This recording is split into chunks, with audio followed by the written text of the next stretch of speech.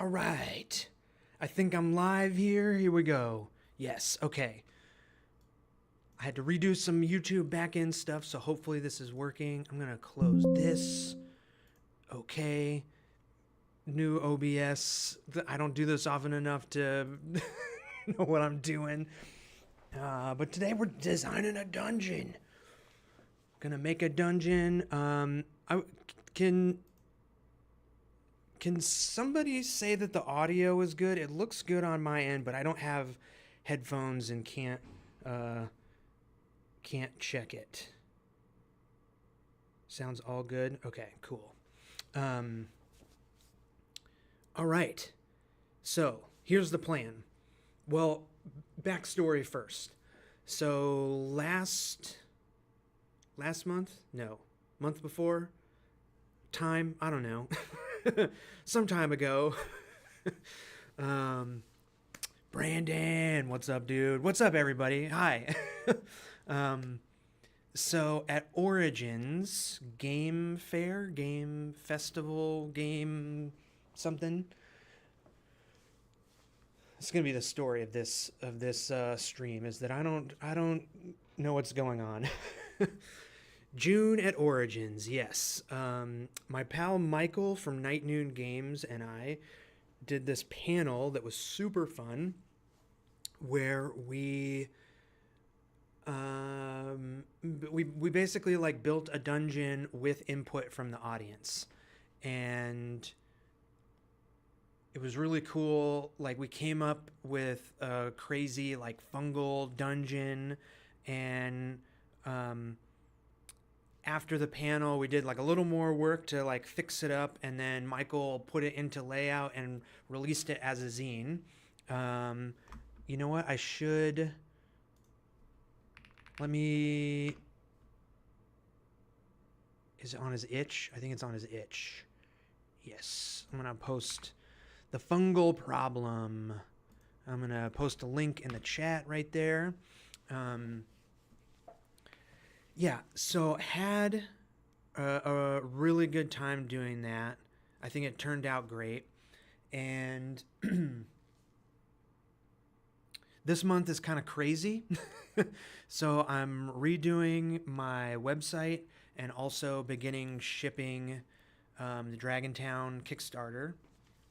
And so I knew like my days were going to be a little bit like taken up with tasks and to-dos and all of that stuff. And so I thought this could be a fun way to get all of you involved, and also like show off the process of how I write adventures and build dungeons. Yes, Dragontown shipping. There's been a few like, not roadblocks. I just, because this is my first time, I didn't fully understand like all the little steps that have to happen. And so it's like, you know, like do a step, but then it has to like go through for like a day, and then I'll do the next step, but then that has to like, that takes 2 days to happen. So it's like kind of been a little bit longer than I wanted, but it is so close. I'm waiting on like the last final email to connect like the final 2 little things so I can export the orders to ShipStation and then begin shipping. I got my dining room converted into a shipping center. I'm gonna make a video all about it. It's gonna be cool. It's happening soon, like very soon, like this weekend. Yeah, Brandon knows. What's up, Eric? Oh, let me see. Mega Pokemon. I had an epic Gen Con. I am going to send you a message about your books. Let me make a note of that, actually.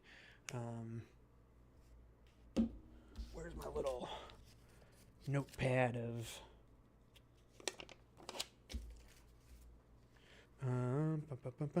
I've been meaning to message you. Okay. All right, so let's talk dungeon design. How can I contact you about my Dragontown box set order? Send me a message through Kickstarter. That's the best way, because then I have all of your like info and stuff in there. Yes, Hamster of Doom, thank you.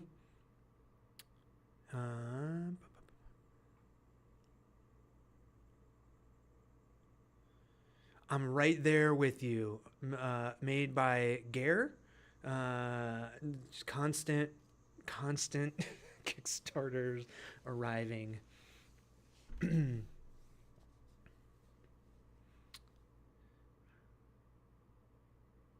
Recently wrote a first draft of a dungeon based on the panel that you... Awesome. Yes. Okay, if I move this, is it gonna... No, it shouldn't mess it up. Okay.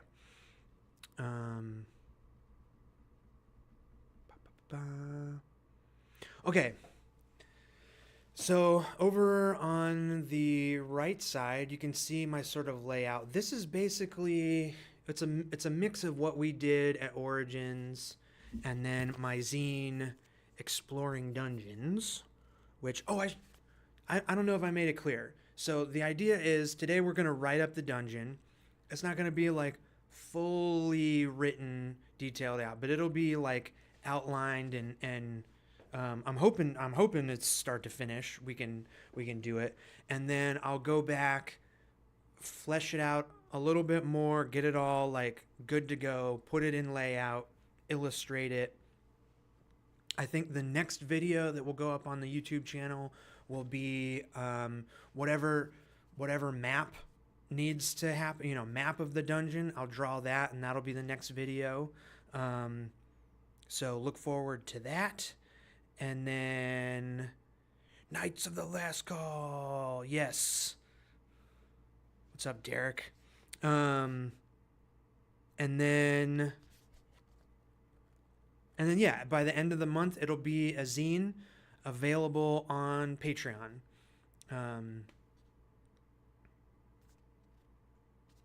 So that's what's going on today.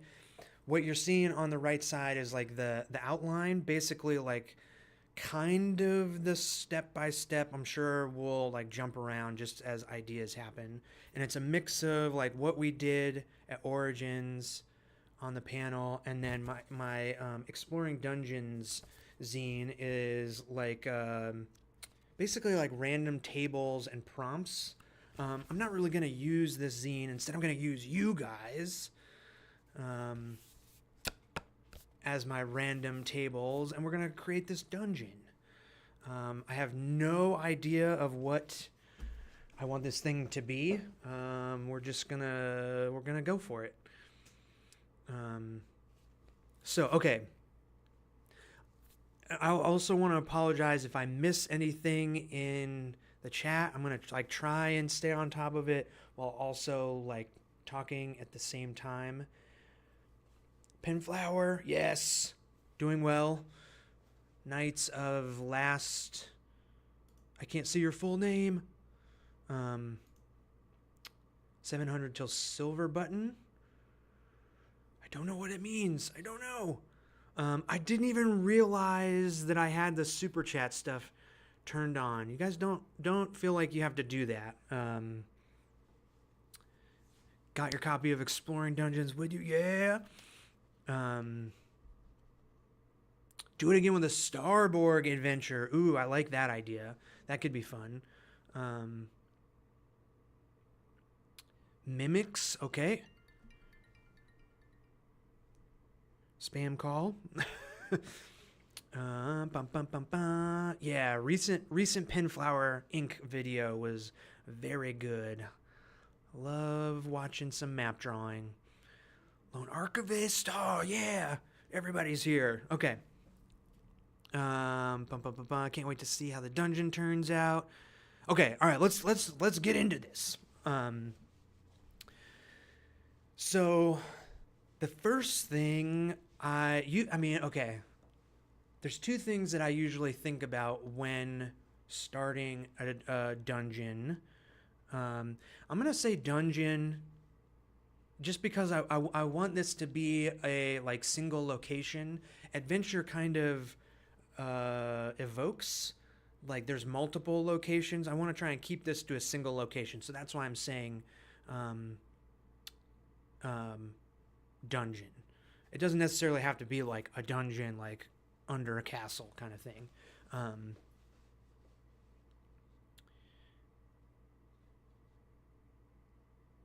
oh, 700 subs away from 100K. Yeah, silver play button.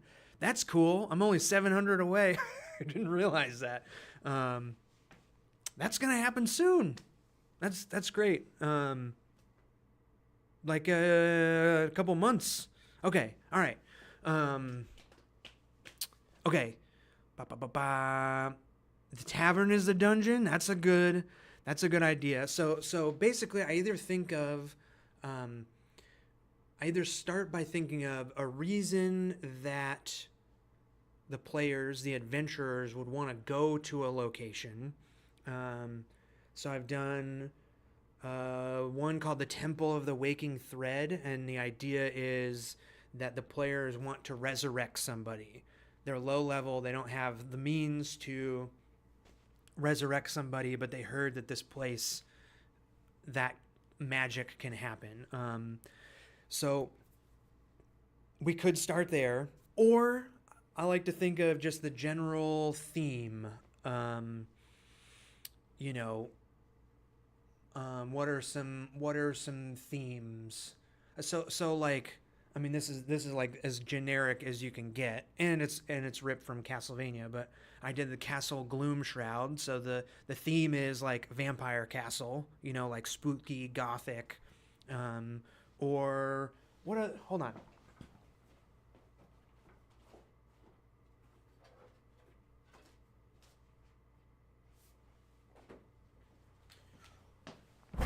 Oh, what other zines have I done here? Theme wise, I mean, so more of an adventure, but the Troll Bog as a whole, like swamp kind of troll theme. So like theme is pretty general. Oh, here's one. The Great Goblin Flight. This one was when I don't know if I want to. No, I'll share. I'll share the secret, the hidden. It's not really a hidden meaning. So in the Great Goblin Flight, we'll get to this. We'll start actually writing stuff here soon. There is a wizard who isn't necessarily evil, just very greedy, wants this powerful magic stone. And he sends a bunch of people. He sends a group of ghouls, a group of apprentice wizards, and then the players. The players are like the third group to go steal this stone from some goblins that have a quarry. And basically these goblins like love to blow stuff up.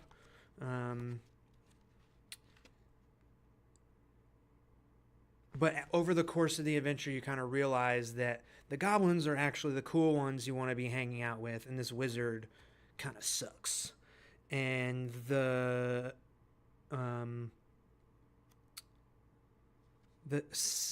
theme isn't quite the right word, is what I'm trying to explain with all this. But the idea was the spark, the idea that I could like kind of build the entire dungeon, the entire adventure off of, was back when Wizards of the Coast sent the the Pinkertons after that Magic the Gathering guy that they sent cards to early. That was that was the initial inspiration for this adventure, and sort of the you think this wizard is cool, but he's not, and coming to terms with that while also like having this fun adventure, like sneaking into a goblin quarry, and there's giant monsters and explosions everywhere, and Oh, but also the reason the players wanted to do this is because they need, if your players need to travel a great distance, this wizard offers them like, hey, you can travel really far. I'll teleport you. Do this, get this stone for me. I'll teleport you. Or you go meet these goblins and they're actually building an airship so they can like have this massive fireworks show, and it's super cool. All of that background is to say, let's come up with a cool theme. Okay, let me catch up on chat here. Fantasy equivalent of a skate park. I like that. Although in this zine, in the Wordless Dungeon zine, I did do one. So this zine is meant to be like a bunch of dungeons. A bunch of like dungeon spreads with no words, but you could still run the dungeon. And I made they're a bunch of like skate rats, like rat folk skaters skating around this dungeon. There's some annoying like termites and these bird like flamingo looking birds causing problems, pooping on the picnic table. So I have recently done a kind of skate park dungeon, sort of. Need to wake up a sleeping wizard casting spells in their sleep. Ooh, that's a fun idea. Let's start. I'm not committing to anything yet. Wake up a. Oh yeah. Casting spells in their sleep. I hope my keyboard sound isn't too annoying.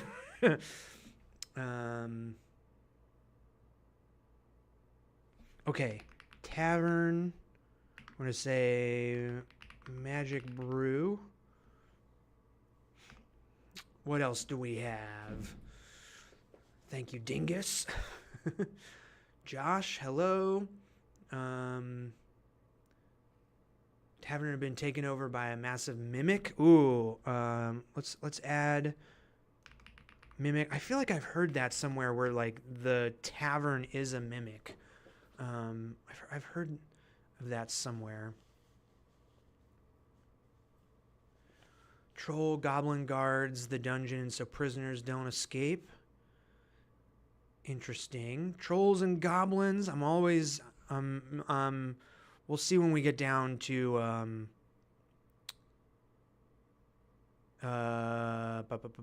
who's inhabiting the room, the dungeon. Maybe some trolls and goblins.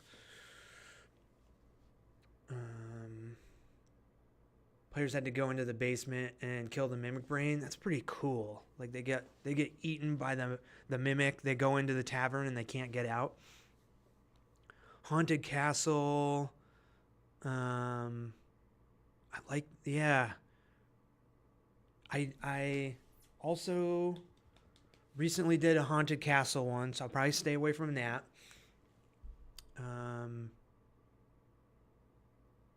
Mountain range. Okay, maybe something in the mountains. So I like to write several ideas down, and then we can combine them to make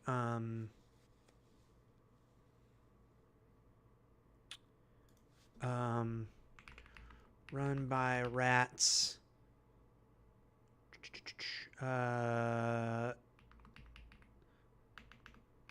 Pesky humans in the basement. I'm into the flip. Yeah, so I like to combine ideas. I'm way far behind. Sorry, the chat just updated when I scrolled. Okay, let me get going here. So we have a few inns and taverns. Pops up anywhere. Steals the quest item or equipment. Add their transdimensional museum. Ooh. I like that. Let's just, maybe it's not a tavern. Trans-dimensional. Is my spell check just not working? I'm putting myself out there. You guys are gonna see how bad of a speller I am during all of this. Trans-dimensional museum. I think that's kind of cool. I think that's cool. Mimics, they disguise themselves as trapdoors, which are a means to get deeper into the dungeon and to spot fakes. Okay, we've had several mimics.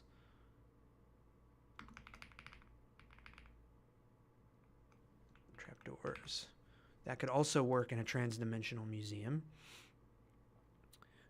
Okay, cheese stealing monkeys ruled by a giant rat.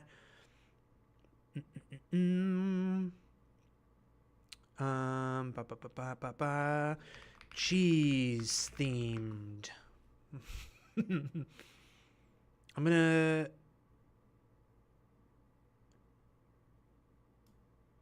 get rid of Magic Brew and Mimics.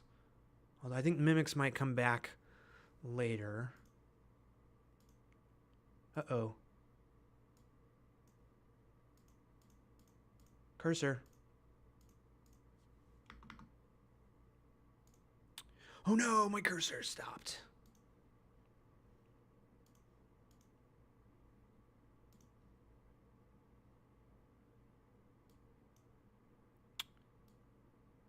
I'm really afraid to close this. I think my Chrome crap. I'm gonna close it. Zoop. Okay. My Chrome crashed. And I'm sorry, I'm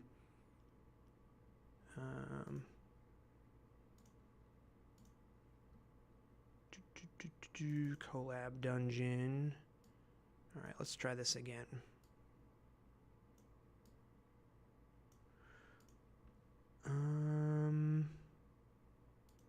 Oh, it worked. Okay. No, it's on this one now. No, it's on that one. What's happening? There we go. I want this one.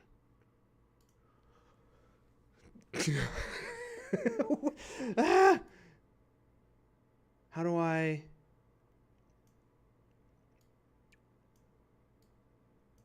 I'm trying to do this all on one page.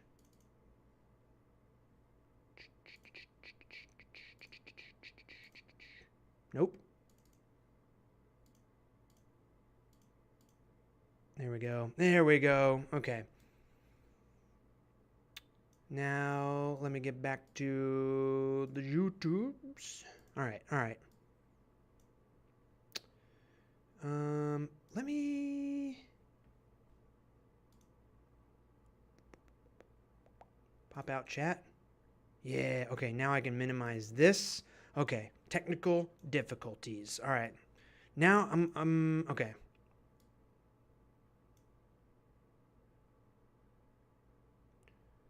Okay, I gotta. There's too much happening in chat. I gotta catch up. All right.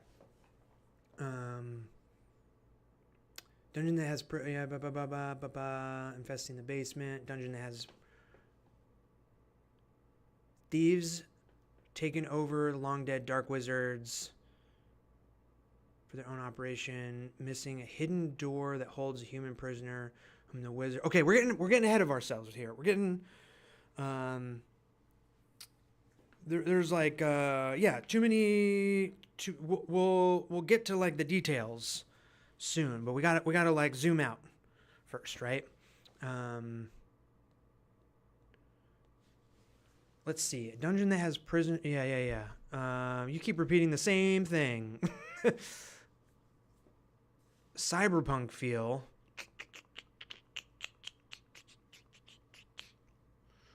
That could. There could be some could be some of that with this transdimensional museum idea. Oh, you need the Orc City before. I think you're gonna have to create an Orc City for yourself. Okay, good to know about the keyboard. More mimics. Trap builder layer workshop. Trap builder, pesky humans. I'm gonna say trap builder with this one.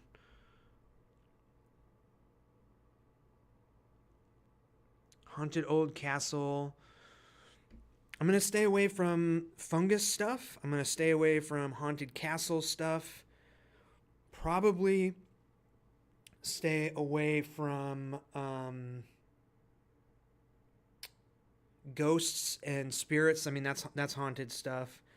And probably stay away from goblins and trolls, because those are all zines that I've done in the past. Scott, Brandon, Eric, yes. Magic mirror, find themselves trapped in them. Okay, we can add that to the transdimensional museum. Mirrors, ski lodges, mountains with ski lodge. Oh yeah, I should say that I'm making a fantasy dungeon here, so I'm trying to keep it. This will be a Flick Silverpin guide. Wizard Dreams. Ooh.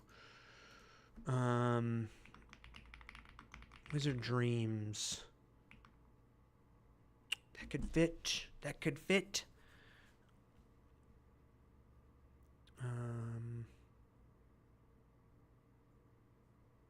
Monty Cook's book. The weird. Oh, I should look at that.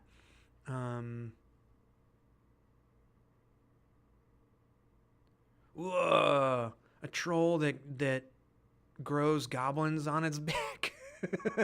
Gnarly. Frigid Northern Forest.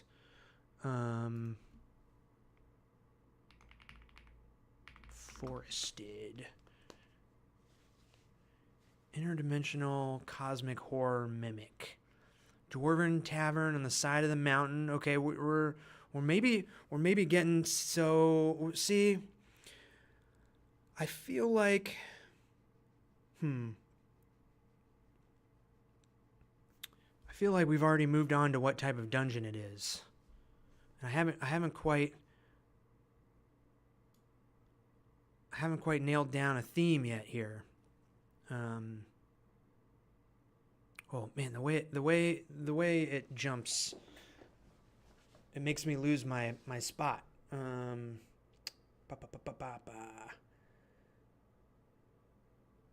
astral alleyway. Giant spiders.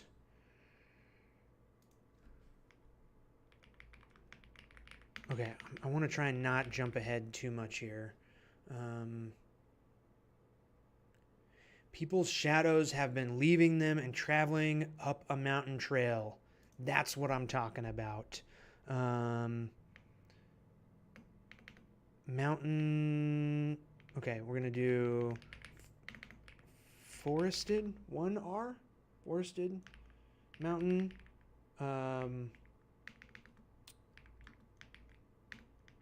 People's shadows are leaving them and heading up the mountain.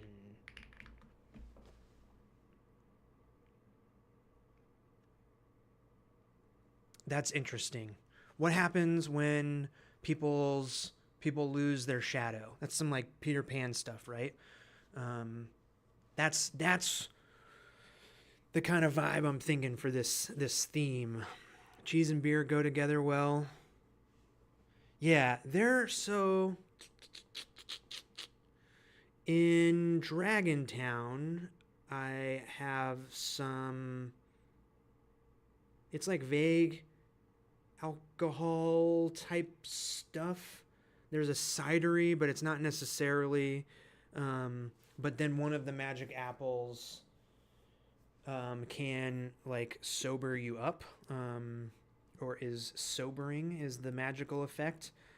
But other than that, in my world, there isn't really a whole lot of alcohol, and nobody eats other creatures in my fantasy world. So all of the like beverage or all of the like food and stuff is all vegetarian. In my fantasy world, so cheese would work. Food truck fight. I like that. Okay, I gotta really catch up here. All right. Teague, what's up, dude? We gotta play some more Marvel Rivals soon. Chrome Golem that thwarts you. That sounds good for this golem? Golem? That doesn't look right.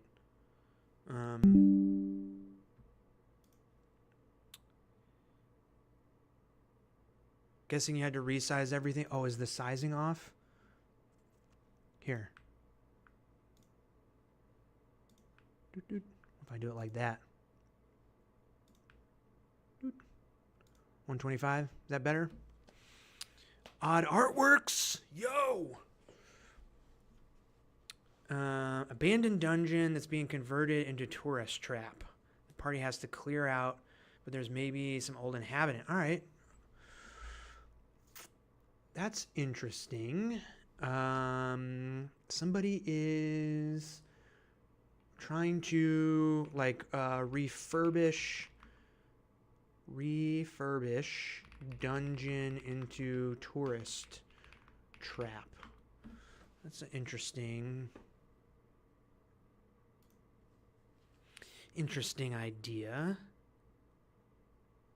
Wanties settlement, site on the river with a whirlpool in the middle of the village. They live in huts on stilts above the water among the reeds. That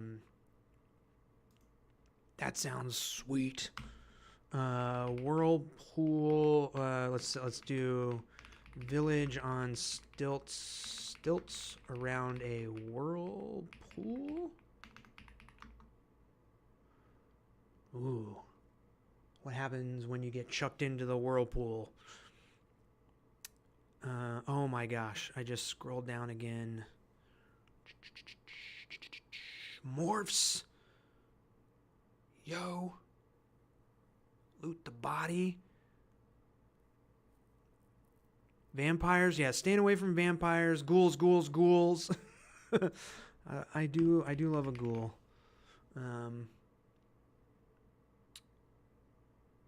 Ski themed dungeon, another ski themed thing. Many undead to find ancient artifact for future quests. Wizards trying to start a magic band. Ooh, there could be in this tavern. I think there should definitely be a band. A dungeon inside the bowls of a living being, like the great old one. Oh.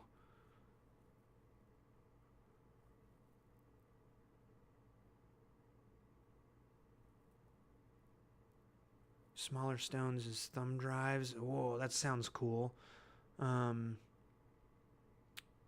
Crystal thumb drives. That would be Chrome Golem. We'll do crystal. We'll do crystal books.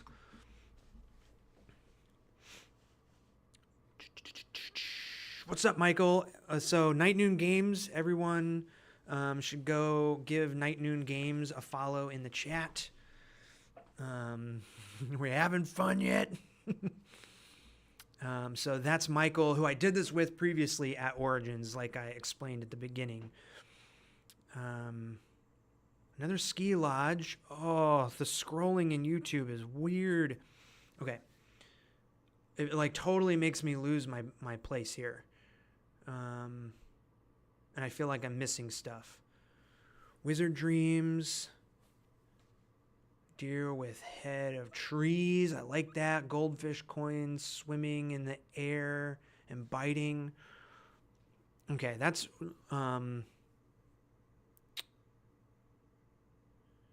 except for the giant worm. Lots of ice and wizard museum stuff. Yeah. So I guess I should say I also just did a kind of wizard in a frozen mountain zine. It's over there somewhere.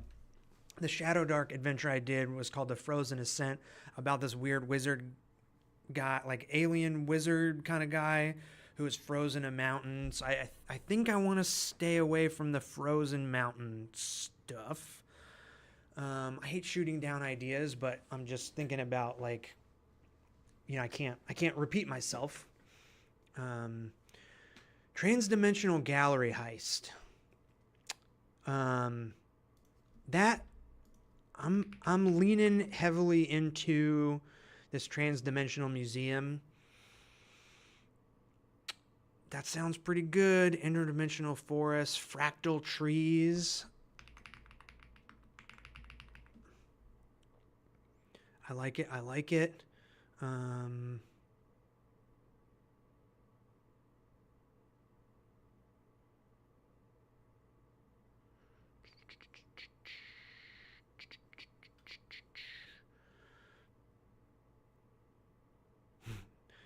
A room where you can only get by swimming through a gelatinous cube. Remind me of that later in this process, because I think that's an awesome idea. Monster prison, rehab. That's fun.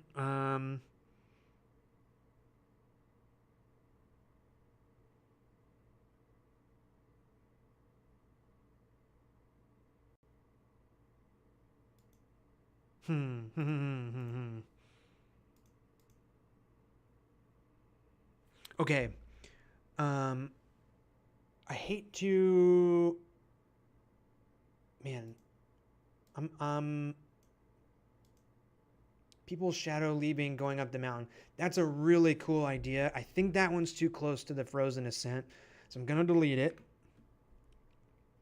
Refurbished dungeon into a tourist trap is fun. Village on stilts around a whirlpool. Those are also fun. I'm gonna make a little thing down at the bottom where we can dump stuff. Wake up a wizard that's casting spells in their sleep. I'm actually going to move. I think this one's fun and could fit. I'm going to move that to the encounters. So right now, okay, hold on. I'm going to, oh gosh. I was like, I'm going to catch up on chat. And then I scrolled and it's like, nope. Endless whirlpool powers electric generator. See, that works good. Pool powers something cool.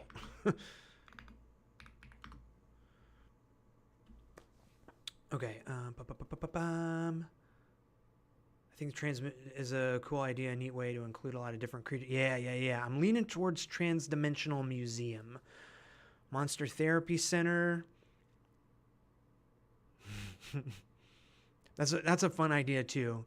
Modern hamster habitat with the clear and colorful tubes, giant wheels, grape juice hanging from bottles, sawdust on the. That would be a cool mouse ritter. That would be a cool mouse ritter adventure. Like some kid scoops up the mice in the field and puts them in a hamster cage and they gotta escape. That'd be a fun.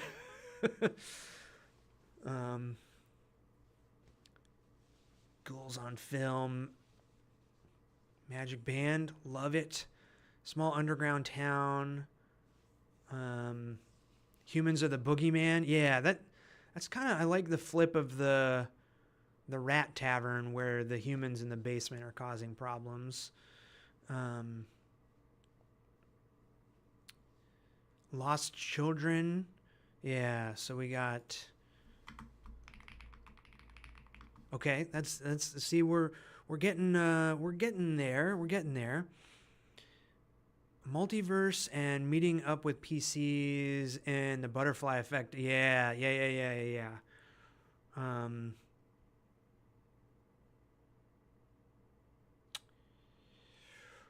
Yeah, that's a cool idea. Like, what happens when the players meet themselves? Adventurers meet themselves, but different. Love that kind of stuff. Doot, doot, doot, doot.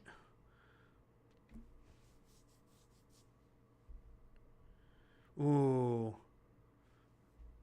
I'm gonna say all like no floor room, always falling. Sounds like a good trans-dimensional space. So many awesome ideas.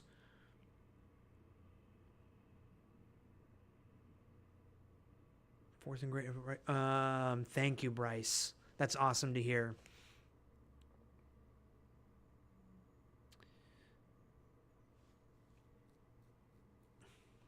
Need more whimsical, cartoonish art style in adult board games, TTRPGs. I agree. That's part of the reason Flick Silverpin's guides look the way they do.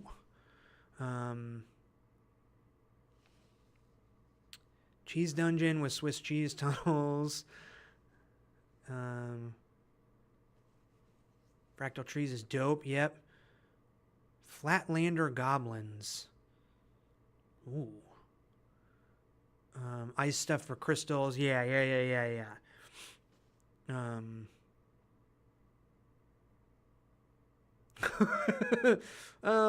Let's not up the sexiness. Let's just not. Refurbished dungeon could have the monster rehab inside. Yeah. Monster rehab. Save that idea for later. Thank you, Jose. Art natural. Okay, yeah. Okay, all right. It seems like people are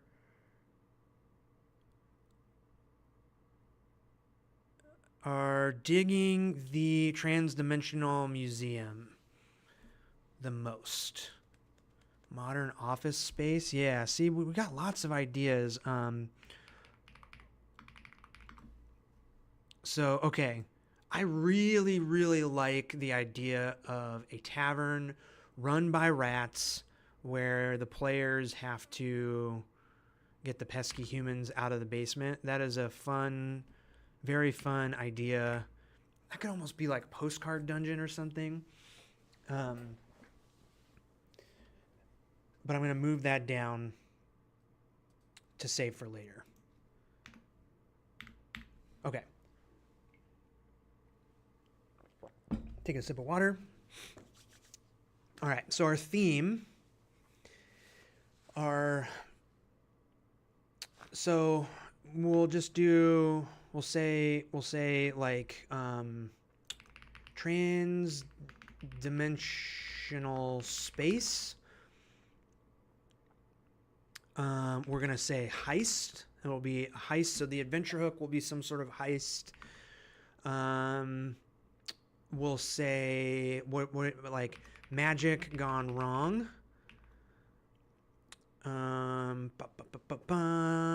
Let's see. There's lost children. Adventurers meet themselves. I think that all. Okay, so I think what I would like to figure out before we move on, before we do the backstory, is get some options for what the players, like why.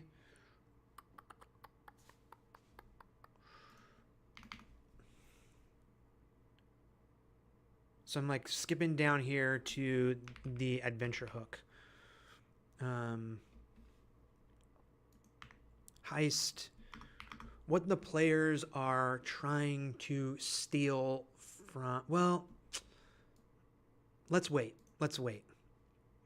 Because I think that will... Like, why the players are there will come out naturally as we develop some of these other questions. So what type of dungeon is it? Now, do we want to go with museum, or is there some other... So we know it's a trans-dimensional space. We know magic is going wrong. I think there were a lot of suggestions about wizards. I feel like I want to avoid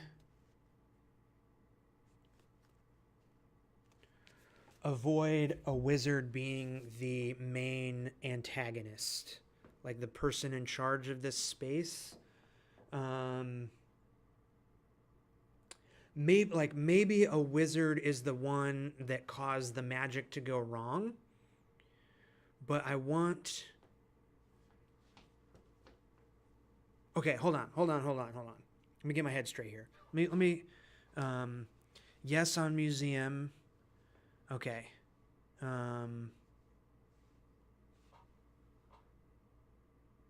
Whoa. I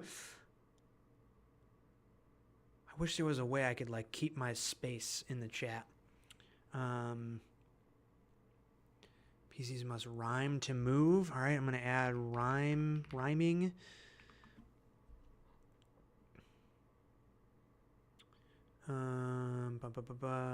Scrambled memories of dream. Oh, yeah.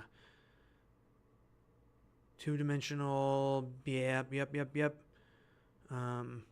Let's say 2D, 3D, 4D. I like that idea. Is that what fractal means?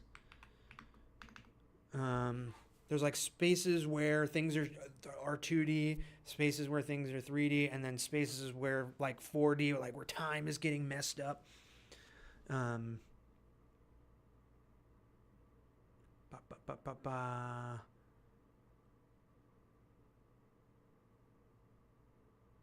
Failure of the party changes them into rats, leave them in the other dimension. Yep, okay, we're getting back to more rats. Hypercube dungeon. Is a hypercube a specific thing? Wizard wants to steal back a rare artifact. Yeah. Museum of Dreams, and you can drag out memories of... Oh, that's cool. I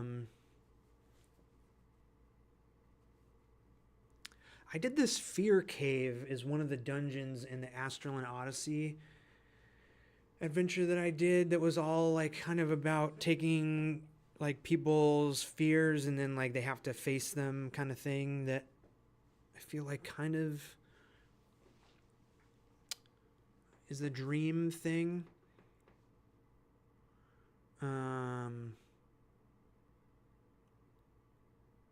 Trans-dimensional spaces like doors. Yeah. There will definitely be messed up passageways in a trans-dimensional space. Reverse heist. Players are the mint condition collector's items. That's fun. Replace an item with forgery. You don't just have to get something out. You have to sneak something in. Ooh, interesting. Heist. Sneak something in to steal something out. I like that. Okay. So we're thinking paintings. Anxiety is the enemy. Man, yeah. Have you played Psychonauts? Psychonauts 2? Man, somebody should make a Psychonauts RPG. Wow.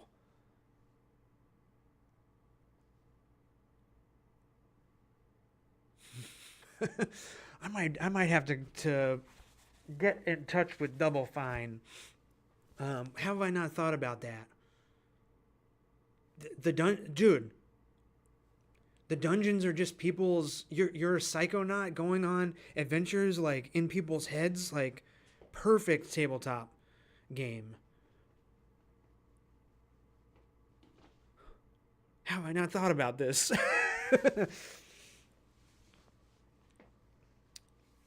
um.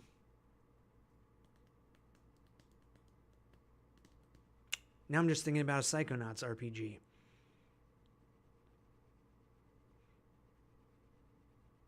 Dang, it like would be so. All of the enemies would be exactly like the game where you're fighting anxiety and judgment and all the other, like you could have a monster manual full of, dude, Psychonauts RPG. Okay, all right. Okay, I'm like, that's a very exciting idea actually.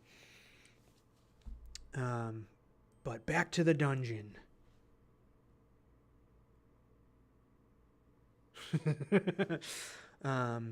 Okay. Oh, okay. All right, Demon Knight, an undead Aladdin with a black magic lamp that summons a lich. I like.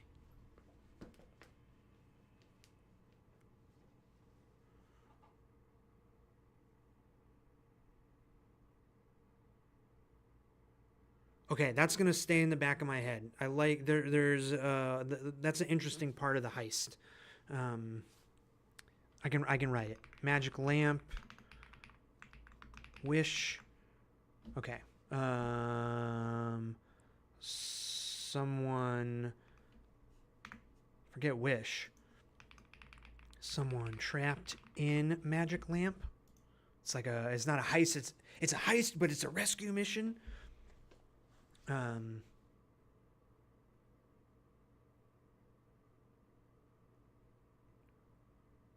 Sarcastic museum curator that gives you conflicting info to solve the dungeon. Okay. I think. All right. What type of dungeon is it? It's a trans-dimensional museum. There is an eccentric. Is that right? Eccentric curator. What kind of condition? The transdimensional museum, like the location of it, transdimensional traveling, traveling, 1L, 2Ls, I don't know, transdimensional museum, pops into existence. There's an eccentric curator, and the condition is.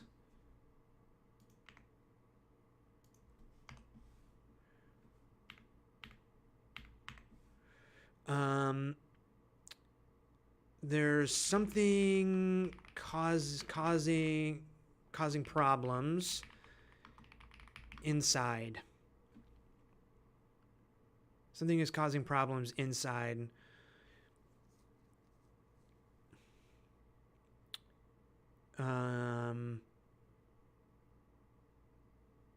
So the condition is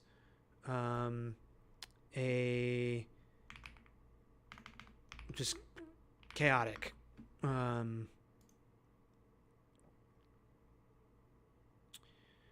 Okay. Now we get to the fun part that I think you all have been trying to drag me there. Hypercube is a 4D cube. Okay, cool.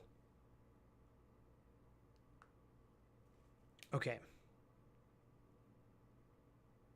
Actually feel like Double Fine would be into working with me.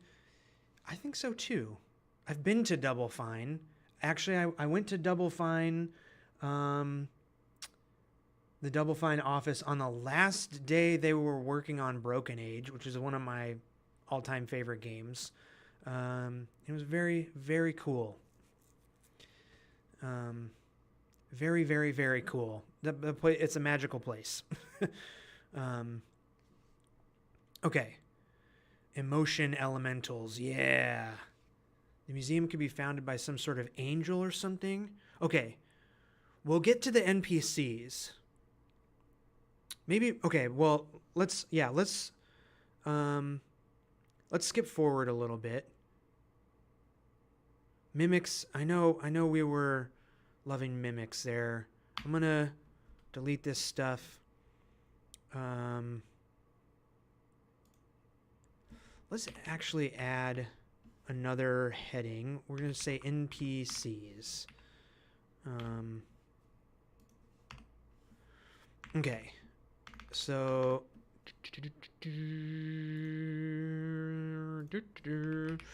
curator. So who is in charge of this transdimensional museum?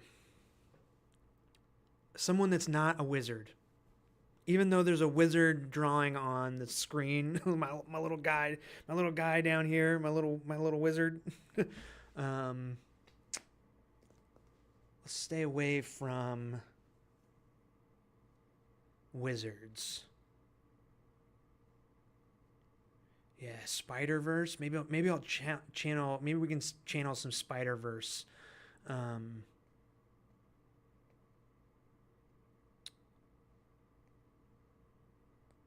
Stuff for sure.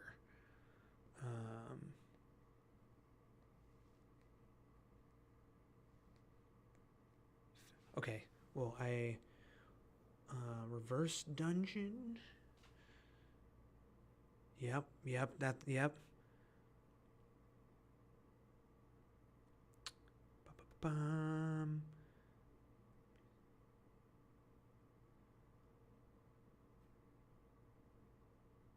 Yeah, Waking of Willoughby Hall is a cool. That's what I want to try and get at, right? We have a curator who curates this, is in charge of this museum, and excuse me. And then something happens. The giant from the Waking of Willoughby Hall is gonna come into this museum and start really messing stuff up. And the players are gonna try and sneak in while that's happening to steal something.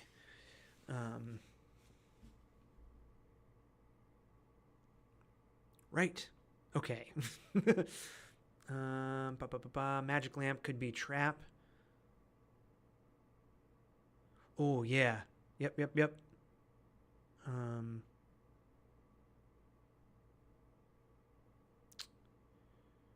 Maybe, yeah. Maybe the heist. Maybe players need to steal back their shadows from magic lamp. That's cool. And then we can think about why they need their shadows back. Sexy frog.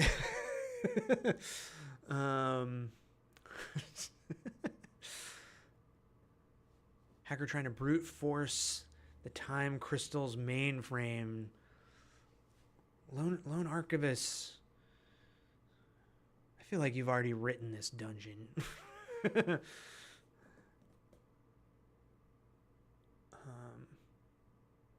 Doesn't really know. Okay, wait. I'm missing. Actually split into 3 versions of herself, but doesn't really know it since she never collides with alternative selves. That is a very cool idea. There is a chapter in Dragontown with the wizard in Dragontown and the Darkness Below. It has that kind of thing happening. Immortal Troll.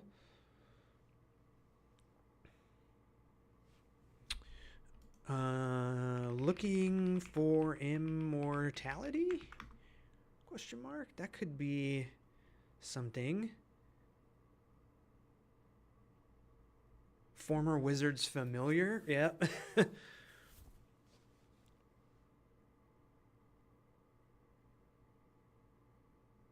Okay, here we go. Malachi. Multi-dimensional being dropped into an inferior dimension and now travels autonomously, vacuuming up weird artifacts. That sounds pretty cool.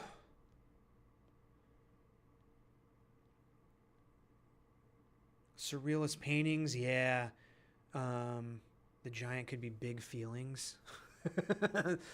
That's Big Feelings in the in the Psychonauts RPG would definitely be a giant. Former ex. Okay, maybe it would help. A statue turned human. Oh. Okay, I'm gonna say that's a statue turned human. I like that as another NPC. Over the garden wall style, yeah.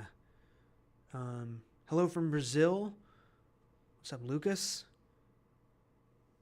An eyeball that watches you. Yep, always a fan of the watchers.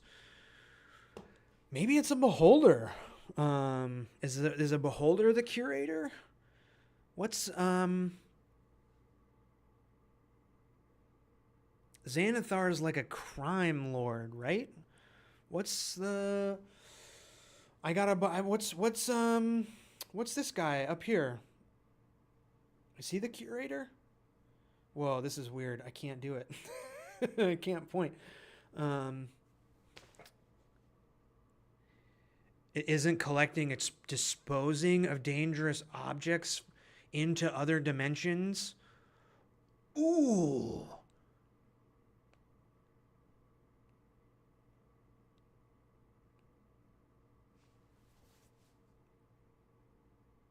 Cyborg beholder. I thought you were going to say sexy beholder. How about a bunny with strange black tentacles on its face? Okay, save some of these ideas for some encounters for sure.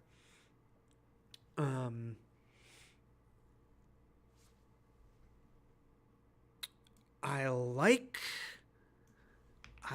beholder. I like scooping up dangerous artifacts. I like the idea of a beholder that can see the future, and it's like stealing away artifacts and like trying to keep them safe so people can't screw up the timeline. So people can't screw up the timeline. Beholder that can see the future. All right.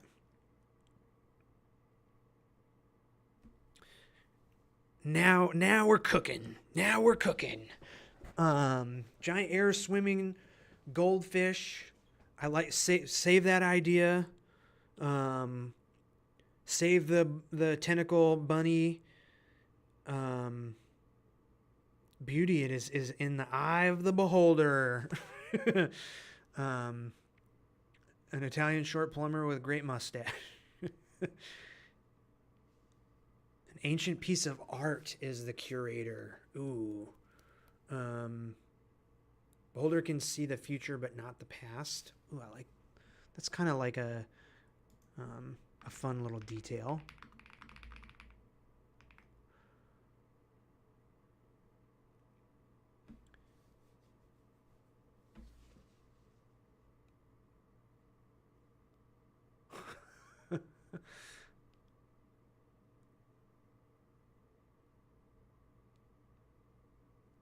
What event is the... Yeah, okay, yep. All right.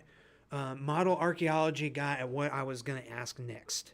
So what event is the curator trying to ensure does not happen? That's what we need to know next. And then we can start filling out some rooms. Can't see the past. They don't know the reason for the future, so you may be able to convince them to change their mind. Ooh, yeah. Um, Minority Report angle. Yeah. Yep, exactly. Sees something about the PC and wants to stop them. PCs wants to stop them. Um, yeah, let me make a note about that. So the beholder would know about the piece. What am I? I'm just saying players would know about the player adventurers is what I use in the Flick Silverpin guides. Know about the adventurers' intentions and is trying to stop them. But is also getting also like how do you say, like messed up, interfered with also. So let's do somebody else is interfering with plans. So can we make AI art the final boss? Oh,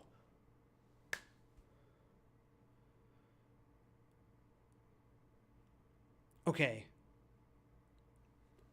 How can we get some some commentary in there? I like that. I like that. Michael. Maybe unleash a virus that travels backwards through time. Whoa. Event trying to prevent erasure of art and culture, distributing art as a means to protect it. Oh, that's interesting.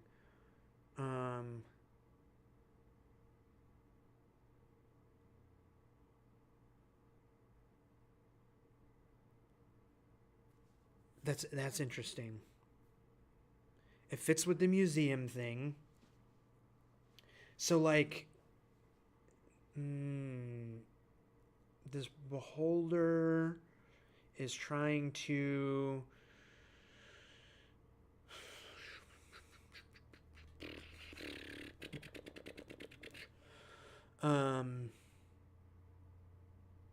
yeah, call it Al. I like it.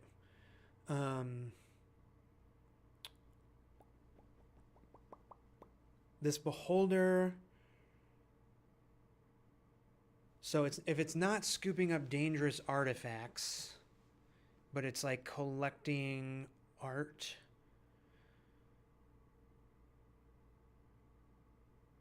And then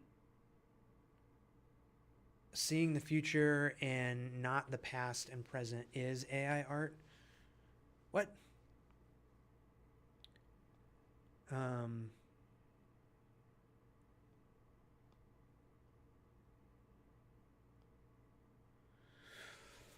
So if it's collecting art and then the person like disrupting it is trying to like scrape all of the art that they have collected and use it for something, but we're getting away from seeing the future stuff and the kind of like trans-dimensional space maybe. Yeah, Joseph. Living statue wants to find broken off arm. Yep. Sphinx gift shop vendor. Yep.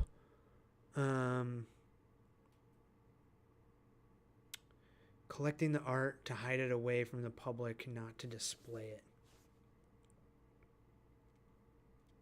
Okay, we can go down this art tangent here for a second.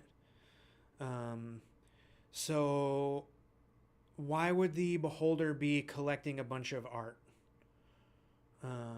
Maybe it's not about seeing the future.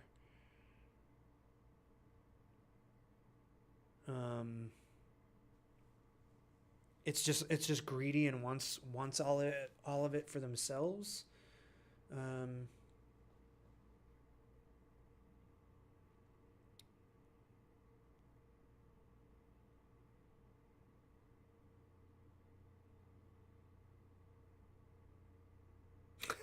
The art, yeah. So if they're collecting art, I can see the the bad guy of the dungeon is the AI that wants to like steal all of the art and um yeah, I actually do I agree with you, JC. I do think there's more like fodder for fun stuff with the idea of like scooping up dangerous artifacts more than art. Um, I'm gonna add. Um, I'm just gonna say AI art. I would like to make something that comments on that. I think that's something I might have to like think about more personally, and then like how can um, I think that's something I have to like really think about to like have a very clear perspective on that. Then I could break out into an adventure or whatever. Um, so let's stick with the beholder that can see the future, scooping up dangerous artifacts so people can't screw up the timeline. Um, already did the Pinkertons one. I was talking about that earlier. Um, so yeah, so exactly, Joseph. So there's people that are sneaking into the museum. Um, and you know what? Let's not call it a museum. Let's call it a vault. Um, Traveling transdimensional vault. Um, and it's not a curator. It is a uh,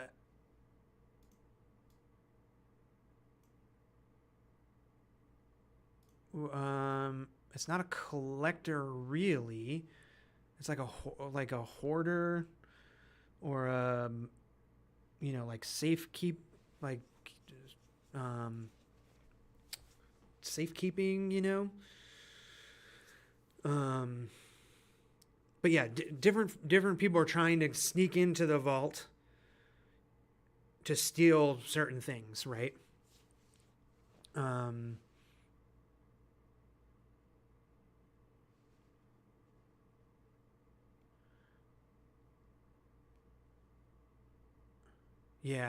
yeah. Keeper. Yep. We're going to say eccentric keeper.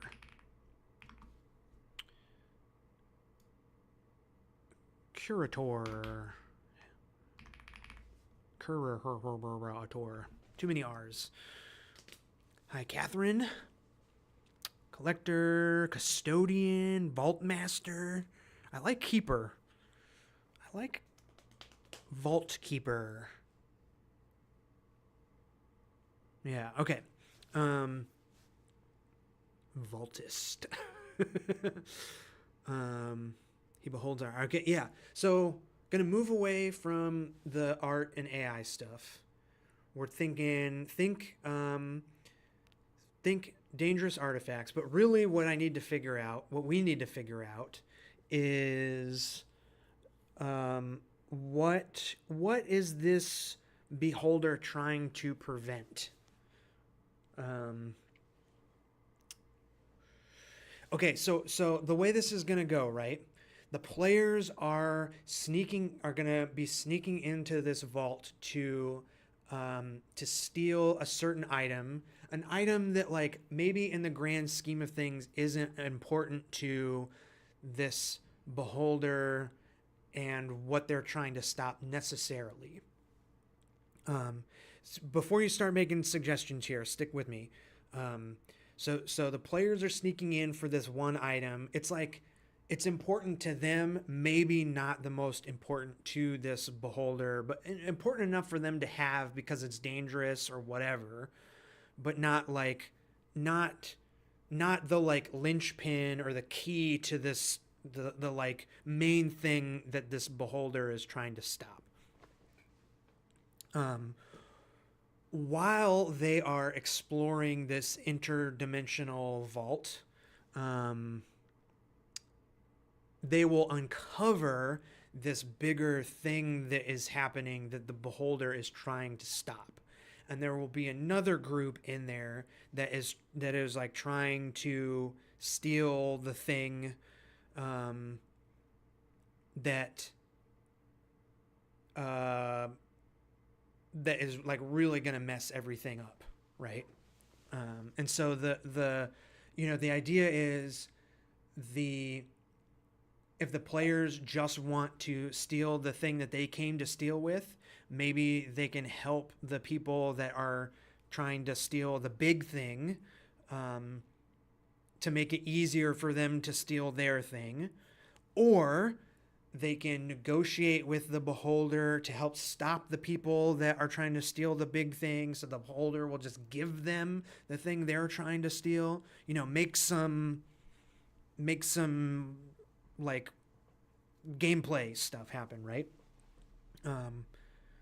And the idea is that even if the players aren't there to steal the thing that they want to steal, the stuff is still going on, and the whoever's there to mess up the timeline would still be doing all of that stuff.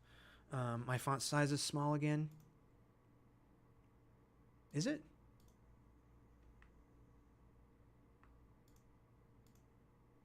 Hello? Does it need to be bigger? Yoop.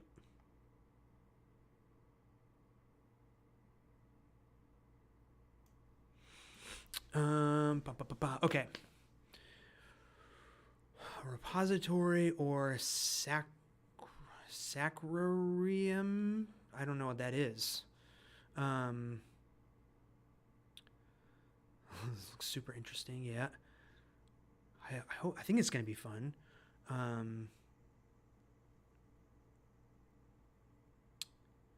was about to say a key of something. Yeah.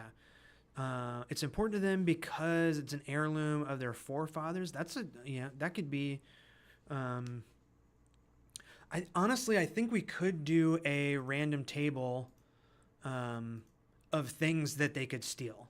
So we'll don't worry about what the players want to steal yet. We need to figure out what the beholder is trying to stop, and then we can come up with some items that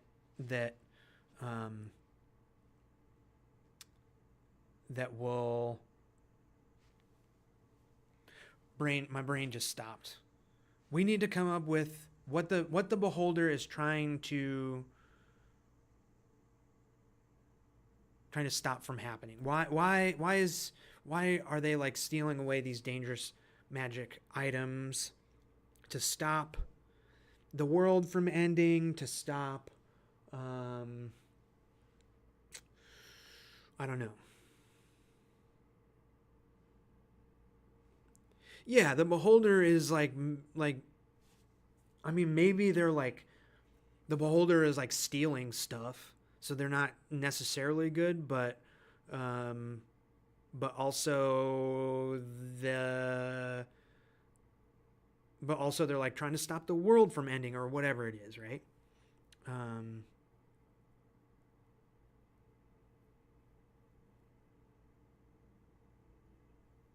The dangerous lamp, yep. Crown of the mischief god. Has the power to create interdimensional rift portals between play. I mean, that sounds rad. I think you should change the zoom percent rather than the zoom in window. That's what I did. Boop, boop, boop, boop, boop. Stop an ancient king from rising. He needs all the stuff to do it. Ooh. Yep. Something that would cause its rival beholder from dreaming something into existence. Also interesting. There's two beholders. Stop the invasion of the time dragons.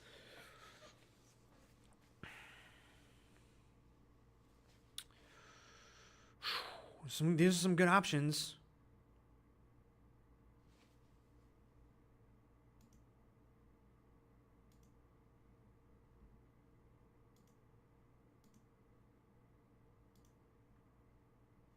Whoop.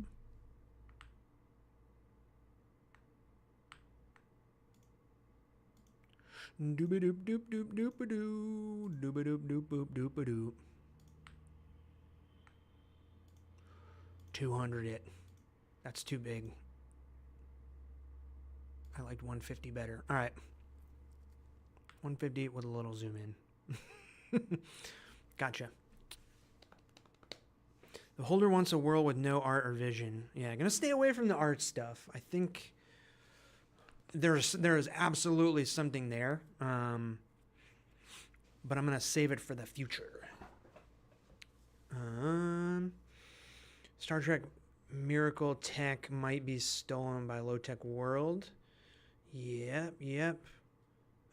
Stop the sleeping wizard that creates the dimension from waking up. Sorry, yeah.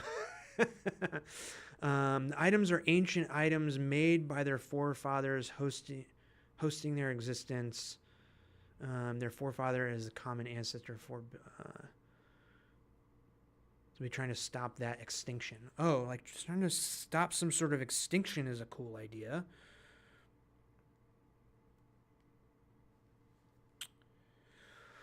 Okay, hold on. Stopping an ancient king from rising. He needs all his stuff to do it. Something that would... I like the idea of a rival beholder.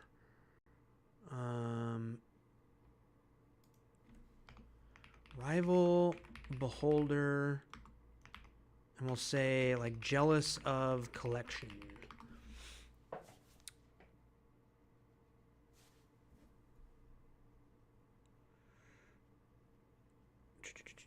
What was the other?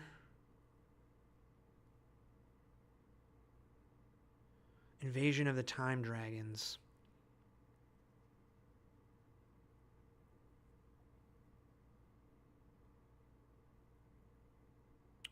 Yeah, Beholder will definitely be the potentially misunderstood ally, for sure. For sure.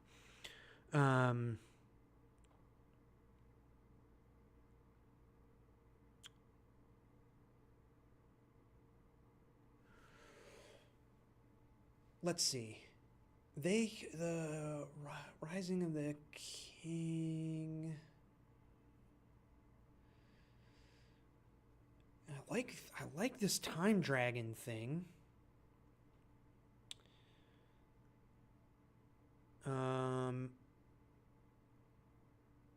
What would the time dragon?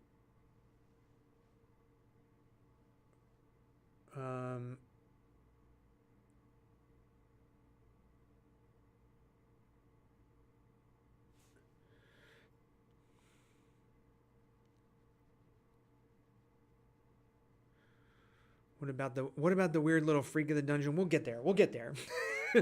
The beholder is trying to hide the artifacts so he doesn't have to split them up in the divorce. That's pretty funny. Okay, let's think of some like world-ending threats. I like the idea. So JC's idea of like the king needs all of the pieces to somebody needs all of the pieces to come together to resurrect or to bring forth or to whatever this threat. And well, wait, no, I like the idea of the beholder like being able to see the future. Because if the beholder can see the future, then it would know that like collecting all these things and bringing them together like maybe isn't the best idea.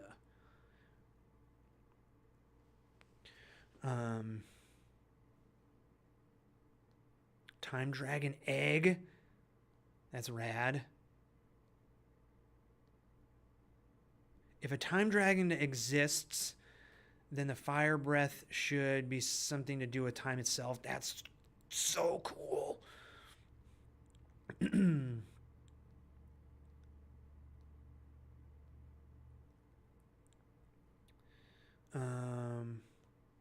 Chimera that's affected by the player's action on the world. Yeah, the heir to the time dragon. So the beholder is protecting it. The heir to the...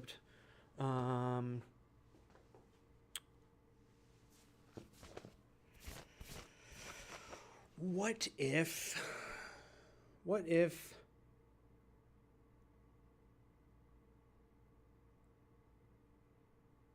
I did in the dragon zine? Is there a time dragon? There was a first dragon.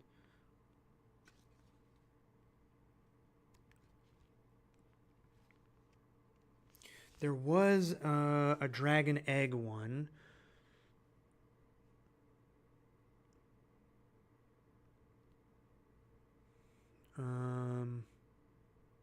Okay, so Dragon Zine. One of the entries is an unhatched dragon. Creating a new dragon is complicated business. It's unclear how.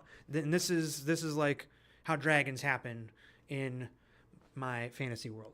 So creating a new dragon is complicated business. It's unclear how eggs are created, something to do with magic, but any dragon can do it with enough time and effort. For the egg to hatch, a different dragon must breathe fire or ice, lightning, acid, etc. on the egg. When the wormling hatches a few days later, it chooses which of the dragons will act as its parent and guardian.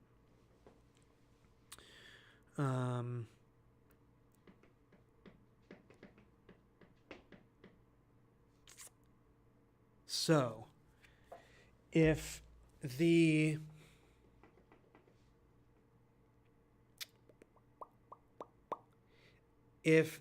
beholder is trying to like protect the time dragon egg from not hatching, it's foreseeing the future, and if the time dragon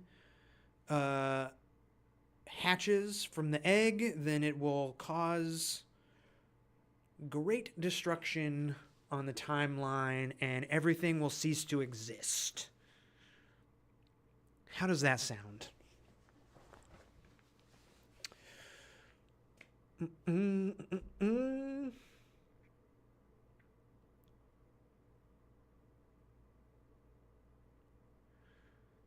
Time Dragon gives Tears of the Kingdoms vibe. Yeah. Man, that moment, whew, that moment hit me.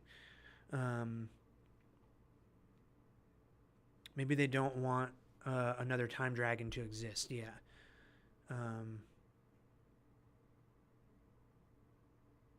Ooh. Light dragon.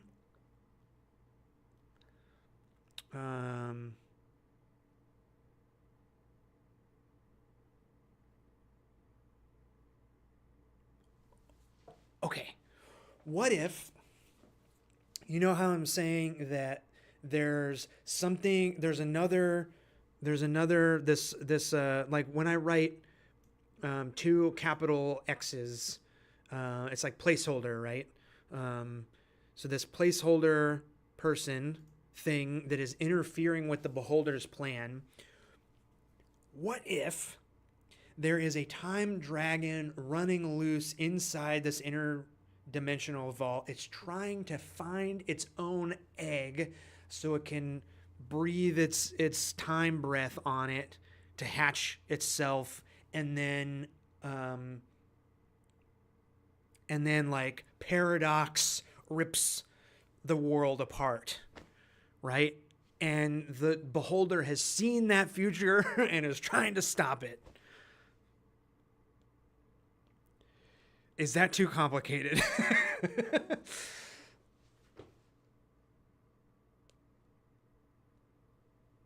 And so the beholder has like all of these magic items that he's like trying to stop the time dragon with.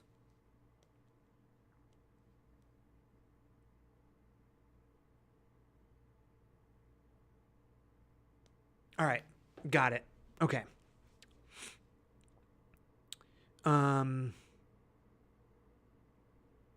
Where do I write that? Okay, I'm gonna move. I'm just gonna. Oh, computer. Uh-oh. No, I'm good. Gonna move this down here. Okay, we're good. All right. So we got heist gone wrong. Okay, so we have the beholder. Oh no. Okay. Beholder stealing away magic items to protect his vault.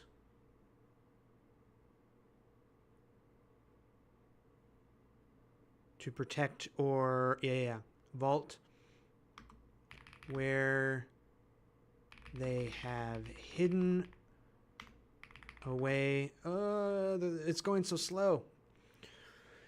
Hidden away a time dragon egg.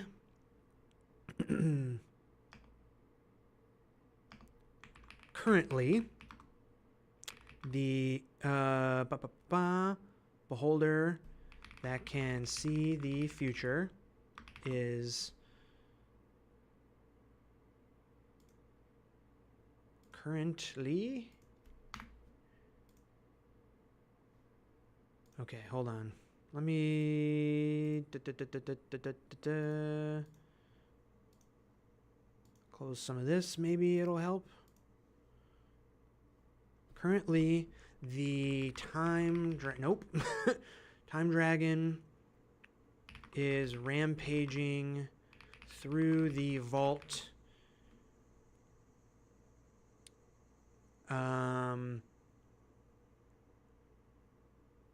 Trying to locate its own egg. Well,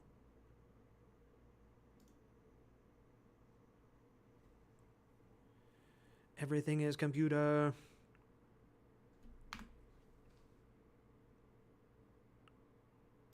Its own egg. So it can hatch itself and destroy the world in a time paradox.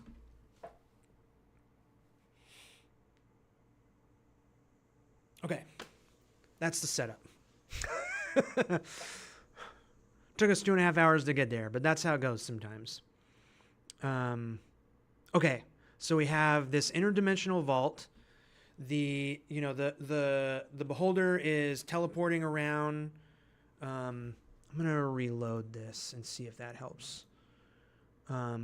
Blinking around, stealing magic items. Maybe.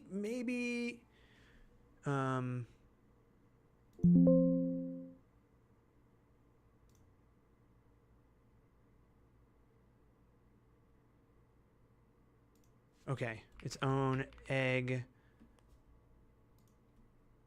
I'll change the size in just a second. Rampaging through the vault, trying to locate its own egg to hatch itself and destroy the world in a time paradox. Okay. 150. How do we look over here? Looks good. Okay. Okay. So it's a transdimensional vault. Maybe the beholder just likes collecting powerful magic items and like realizes it made like can see the future and likes can see the future, stealing away magic items to protect in his vault period.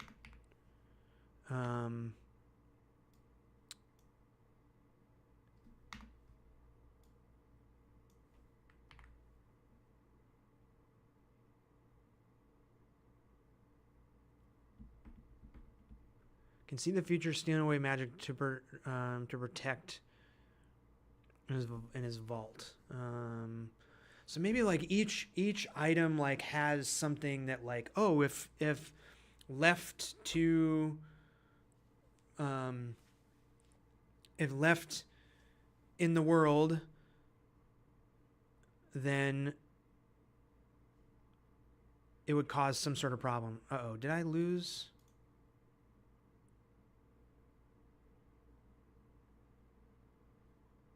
Okay, we're still good, right?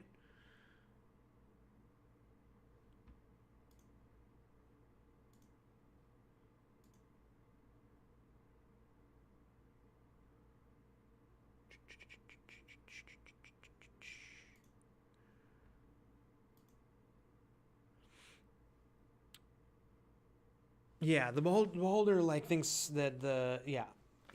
Okay, so we can come up with a bunch of items.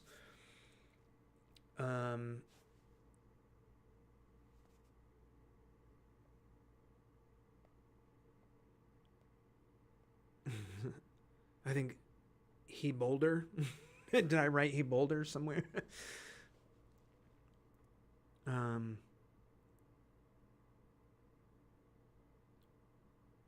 I think something has to stop a time dragon from going back to its own egg, or every time dragon would. Yeah, I think it's okay that there's only one time dragon.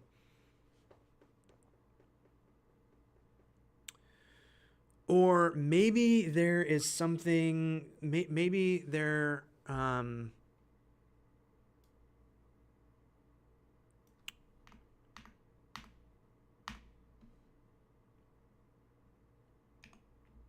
oops.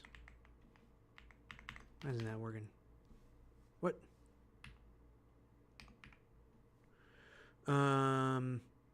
Time dragon.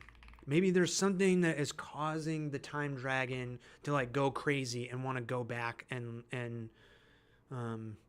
mess with the timeline.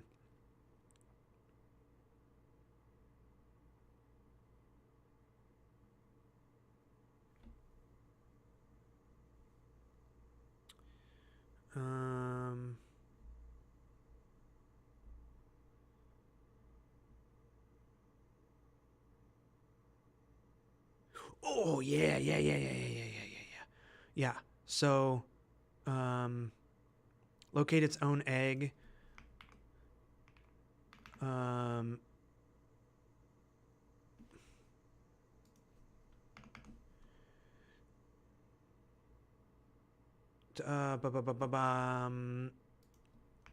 The beholder was intrigued by the egg and couldn't see its future.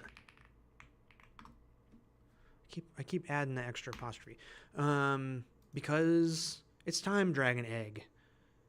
Intrigued by the dragon egg. Was intrigued by the dragon egg because he couldn't see its future.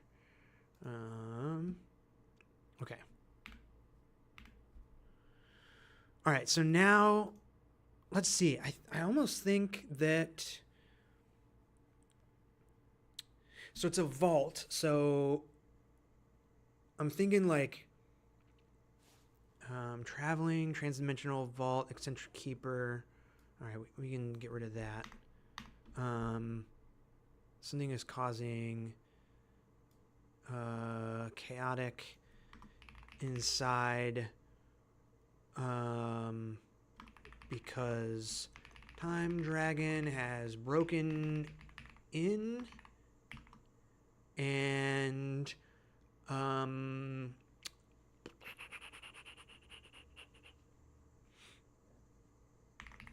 allowed others to enter as well.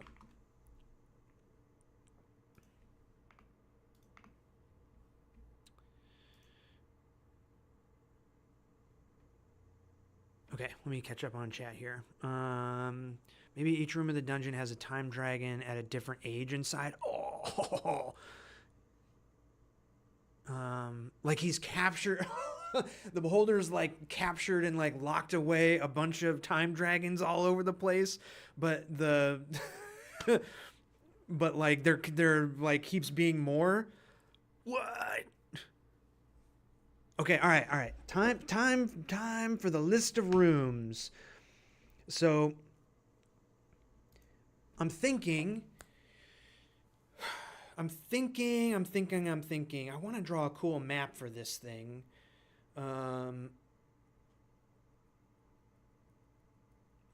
Like maybe the beholder is using some magic item to like make this, like the time dragon broke in. It used to be just a normal vault.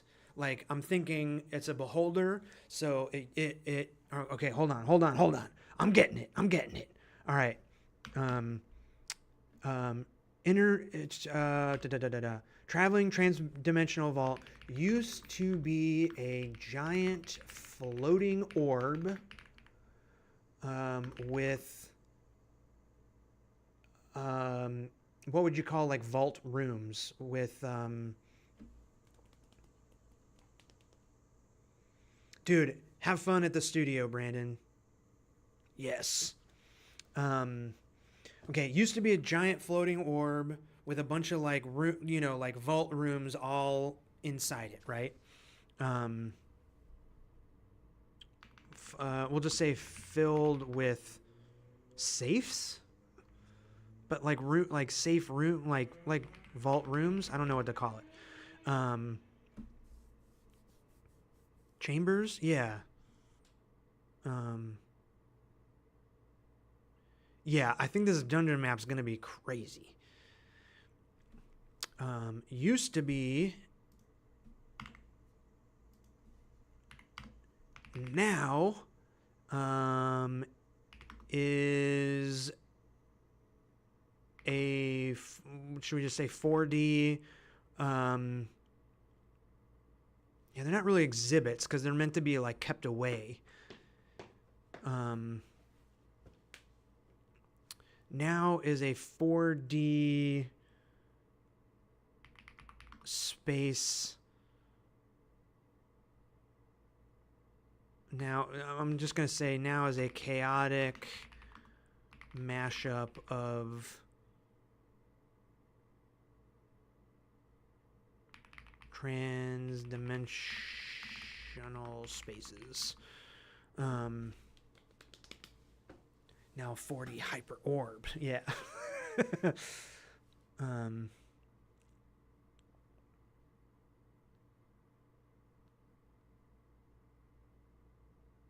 The only shape that looks the same in 3D and 4D. Oh.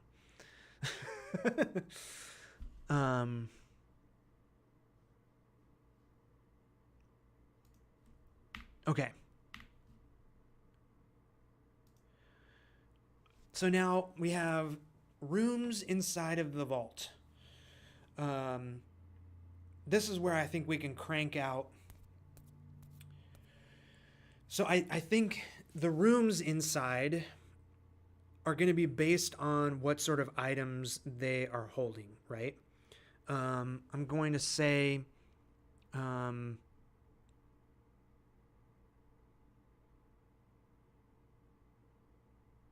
rampaging through the vault, locating. We're going to say the beholder is using XX magic item to make these, to trap the time dragon and make the vault as confusing as possible. Okay, so all right, let's do some rooms. Basically, we want to come up with an item that this room is housing. What is keeping the item safe inside, and then what the item, like why the item, why the beholder is keeping this item tucked away to keep stuff on the outside world safe from. a subsection of the vault a la Warehouse 13 where the beholder advises party not to interact with anything in the room, but one of the things is a phone that rings when the party approaches.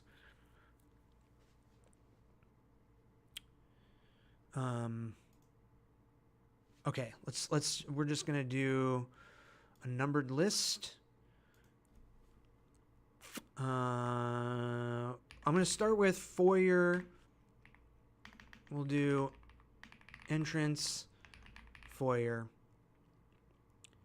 And then I'm gonna say this. There will be doors that come and go, leading to random vaults.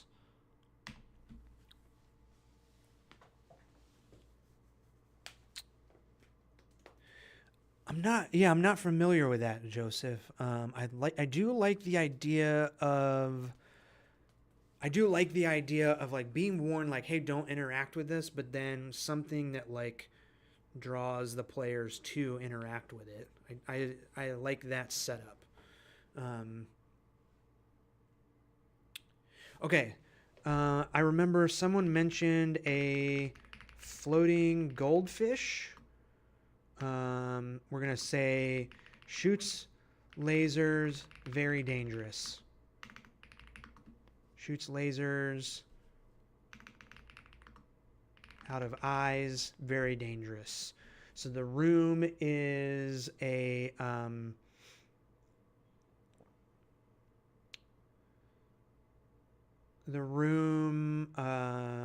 we'll say has maybe like magic dampening walls or reflective walls. Reflective walls.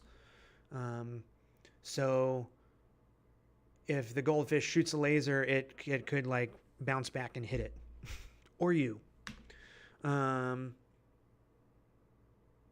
In a ruby encrusted tank.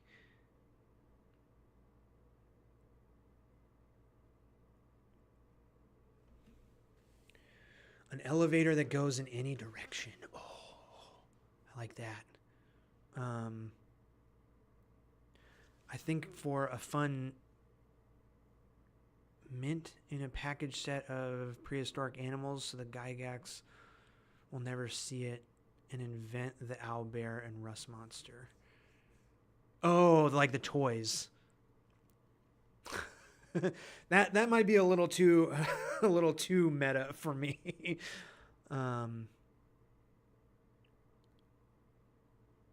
Wolves all the way down.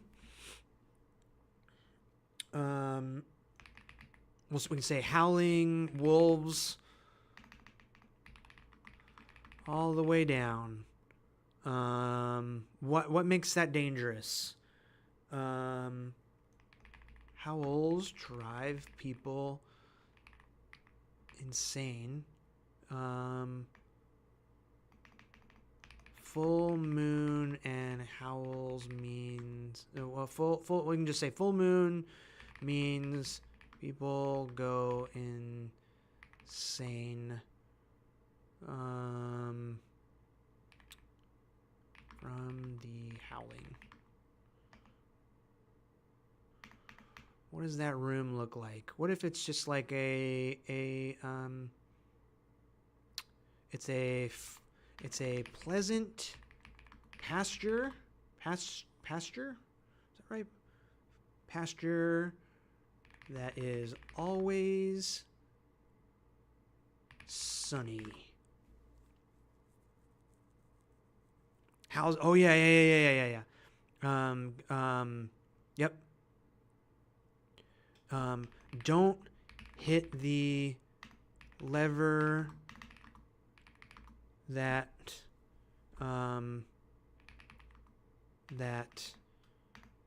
turns off the fake sun or something.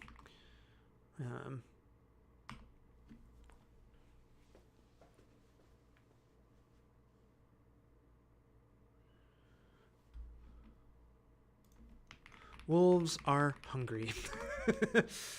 Random game show host and players will have to make scary choices. Monty Hall game show.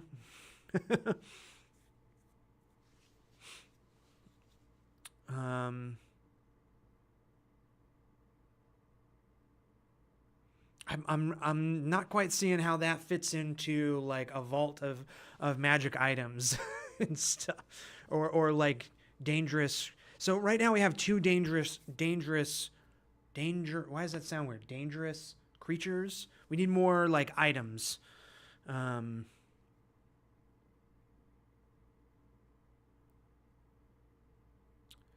Like the bottle of oil. Okay, anti-aging cream mistakenly labeled as tincture of immortality.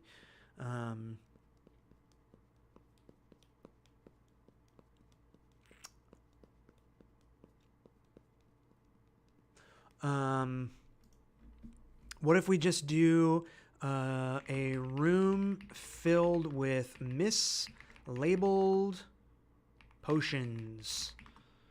And then we can do potion of immortality. We'll do two random tables. So here we don't have to make these now. I want to focus on the rooms. Two random tables, mix, match, label, and effect.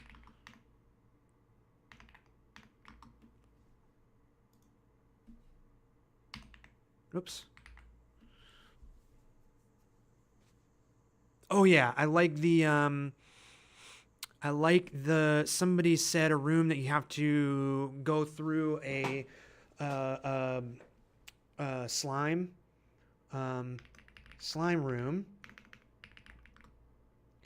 completely filled. What's the name of the slime cube in D&D? Why can't I think of it?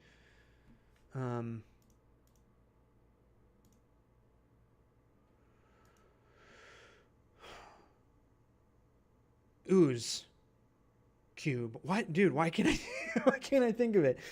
It's completely filled with it. My brain is breaking. Flubber? Not flubber.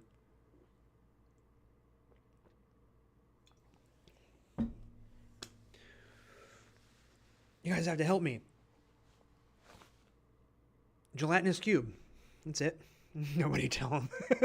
Completely filled with ever-growing gelatinous cube. Nope, I was right the first time.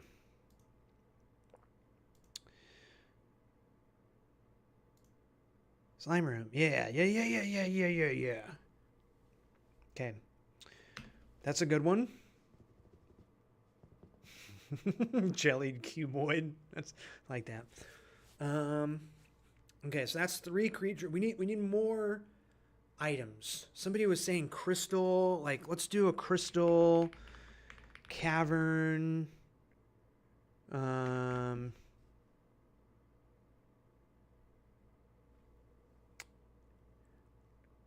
Mirror Wizard Dreams, Chrome Golem.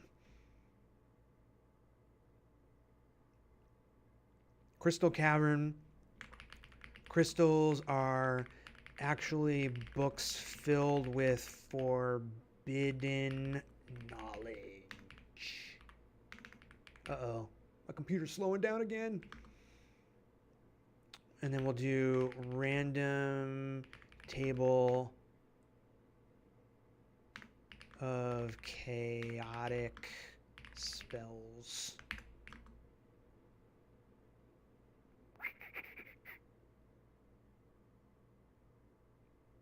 Yeah, there's probably a bit of a time delay. I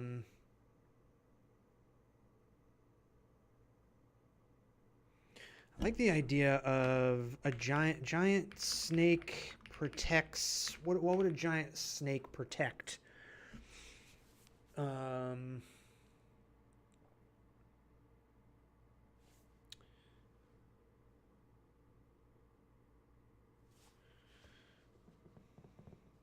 ever growing raw steak. Gross.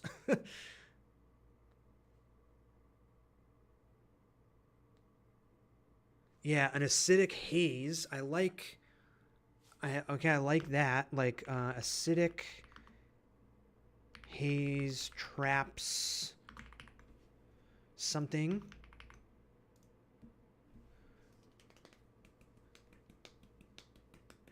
Remember, these rooms are keeping things safe that would be dangerous out in the world. So like, and it doesn't necessarily, you know, like we started with a goldfish that shoots lasers out of its eyes. It doesn't necessarily have to be like physically dangerous. Um,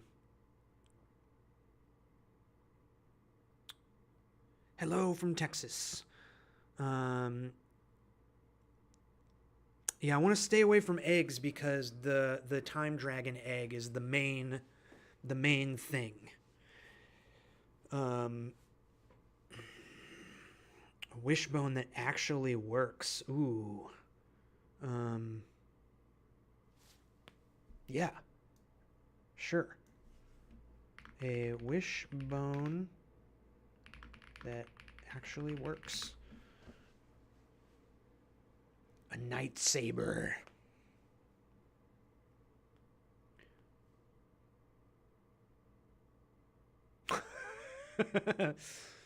Yeah, I'll write that. Free hug sign. So okay, let's not think about rooms per se, but let's think about magic items that would be dangerous to the world. Yeah, a skull containing the soul of a powerful necromancer. Um,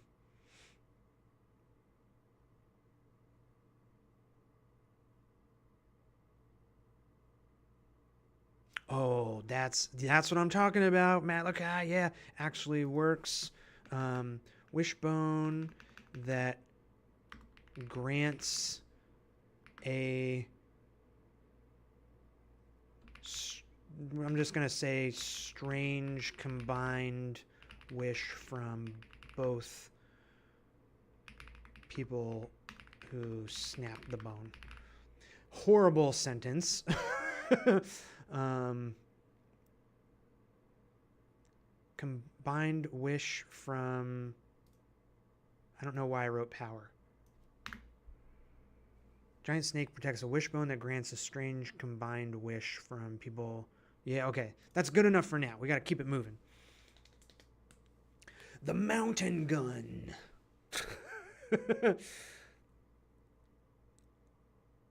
Okay. All right. Now we're talking.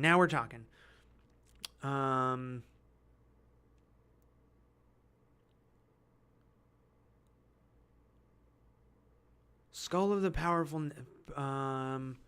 Maybe we can figure out how to make a necromancer skull like a little more interesting. Bouncy ball that does wild magic on any creature it happens to touch, and it's very bouncy, but it shrinks to nothing after 5 bounces. I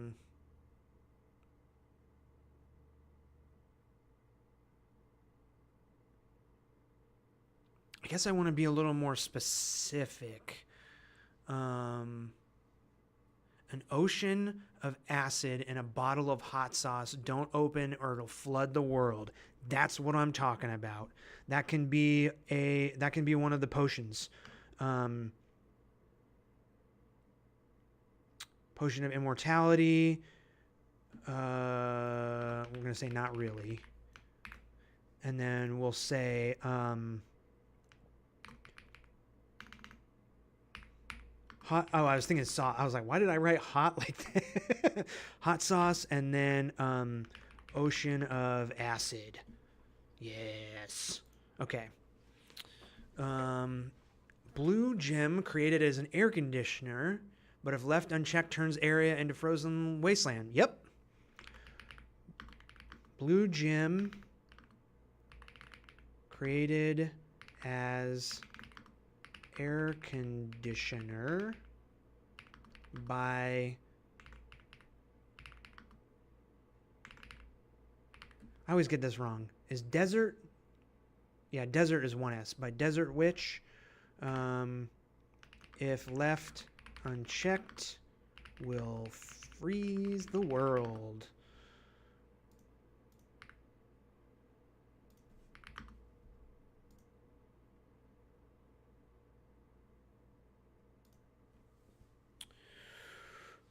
Thank you, Catherine. A living glitch.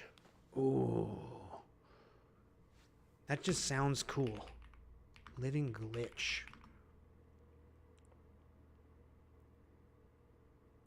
Got a gelatinous portcullis? Yeah, we have a whole gelatinous room. Special power, it's a gun. A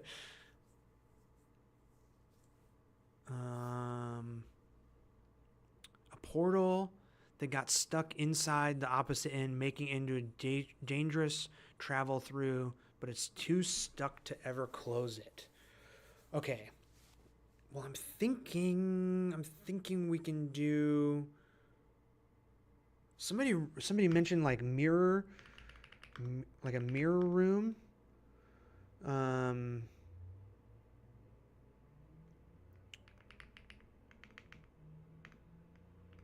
Easily trapped inside, but can go from mirror to mirror. Maybe there's something there like like kind of portal type thing. NPC wants out. Out, but don't break the mirrors. But whatever you do, don't break the mirrors.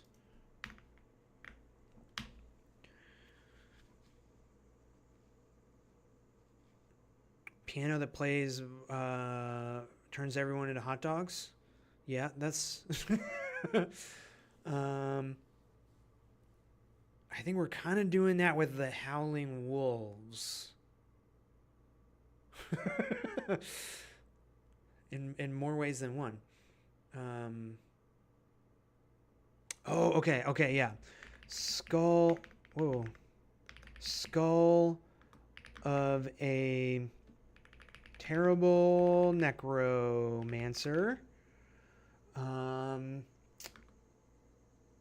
Promises. We'll just say power for now.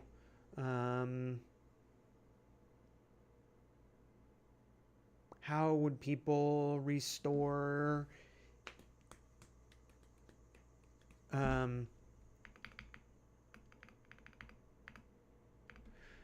needs a skeleton to move around. Promises unlimited power in exchange. So I think it's just a little skull just sitting in a big empty room. Sitting in big empty room.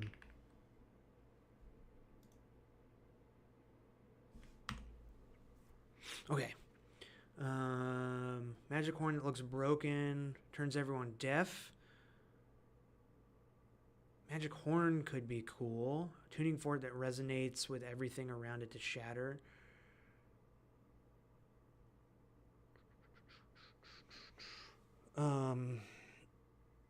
What if we do a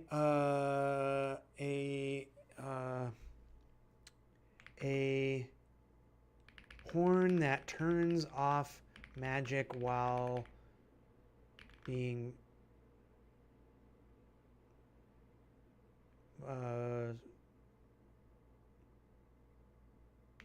turns off magic while it makes noise? I don't know how to say this.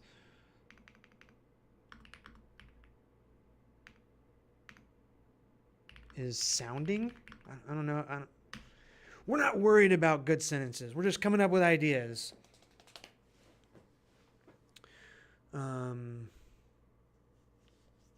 Boots that pull you down to the deepest part of the floor of the universe. Whoa. A nightlight that changes daylight into darkness and darkness into daylight. I do like that because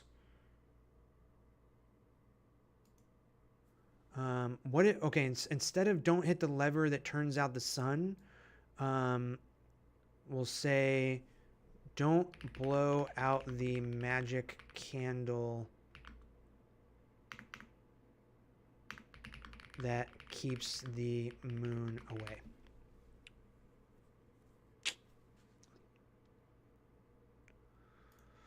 Combining ideas. Ooh, a paintbrush that only paints people's worst nightmares or thoughts. Wow. That's...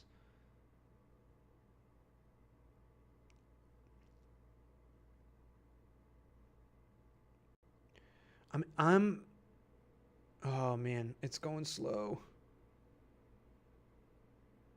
I'm gonna add that to this AI, this totally separate AI art. Magic paintbrush that only paints nightmares. I'm gonna save that idea for another day.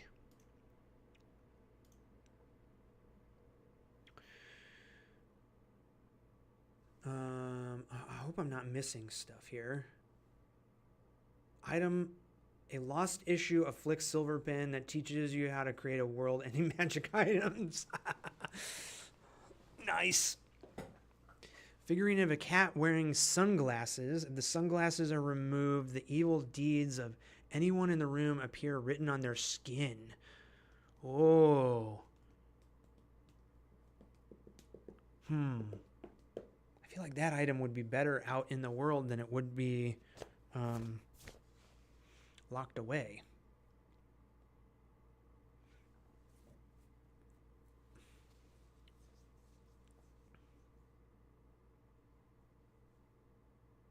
A box that like removes all of the air. I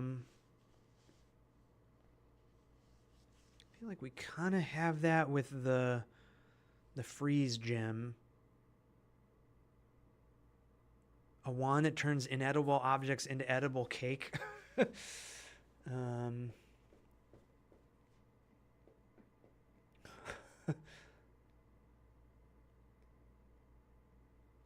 you got, yeah. These are cool magic items, but I'm trying to think of why I'm at the same time I'm trying to think of why this beholder wants to keep them like out of people's hands, you know?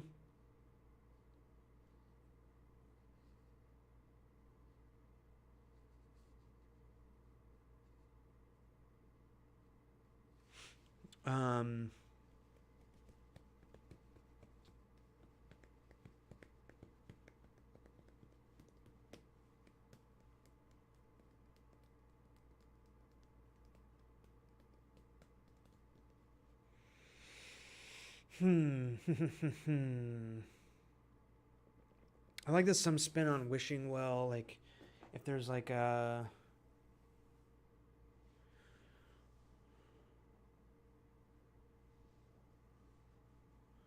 I was like the magic item that's like a coin pouch that's like you put one coin in and you get two out. Lamp of 1,000 genies.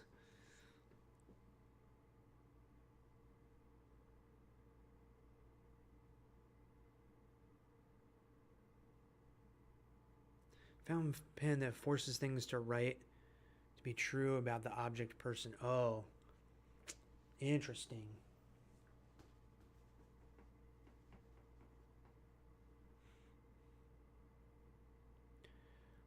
A jug that when poured dispenses healthy blood. The beholder keeps it purely out of spite to keep it out of the hands of his vampire rival. Yeah, stuff like yeah. Blood jug.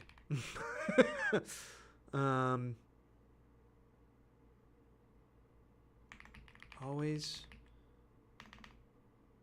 full of healthy blood. Keeping it out of the hands of... Oh. I think I just did Zeal the Vampire Lord.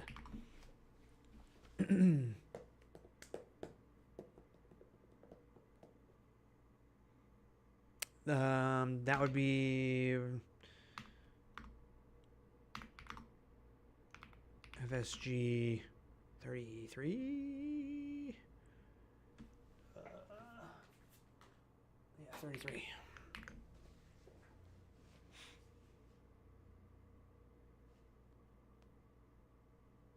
Ooh.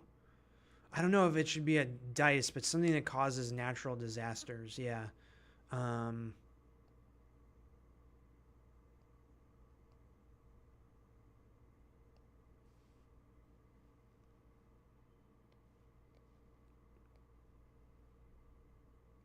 Yeah, that's interesting about the future.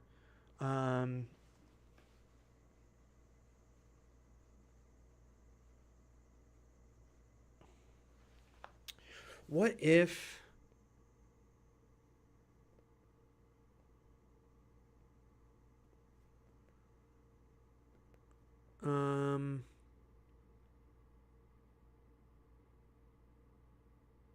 a butterfly decorated fan that causes hurricanes. I like that. Yeah. I'm just not even a fan. Just a butterfly that causes hurricane. Well, we have a goldfish that shoots lasers.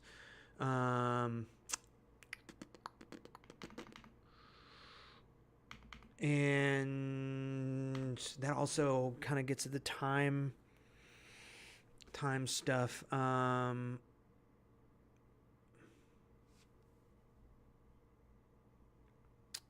Fan decorated with butterflies that causes hurricanes.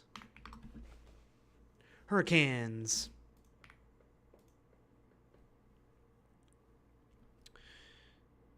Got 15 things. A laser gun that shoots goldfish. Copy of the Farmer's Almanac from the future.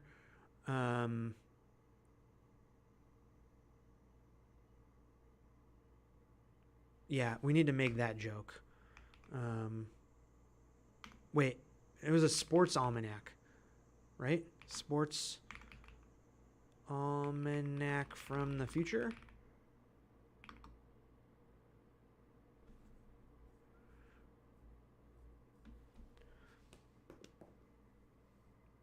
Hey, Jason. How's it going, dude? Okay. I think we're good on this. I mean, this is a lot of stuff.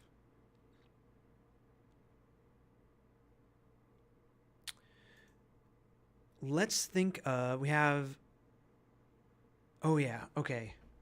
Who's inhabiting the dungeon? What are their goals and conflict? All right, so I made this NPC section. This should actually be... I already had this. Oh, I don't like it's going so slow.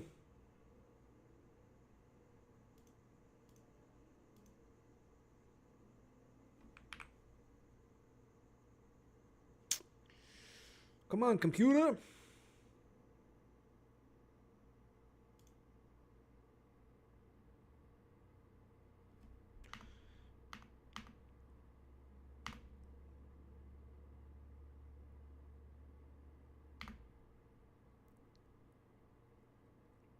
And one more. So, okay. Yeah, I want to come up with... Oh my gosh. Ugh, the computer.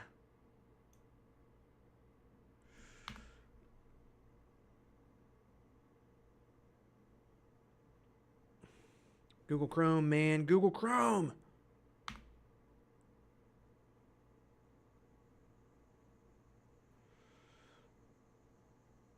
Okay, I think we can just ditch. Hold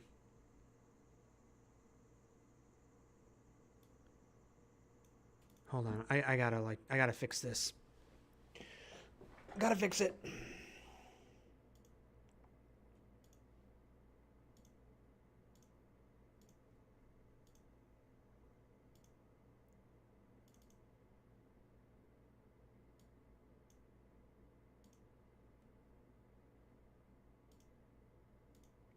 Whoop, whoop, whoop, whoop.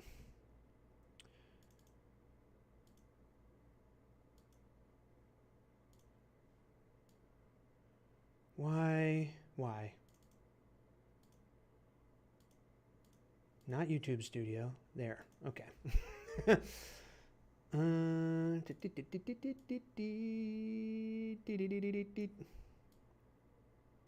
Do a little bit of that. Do a little bit of that. Do one of those.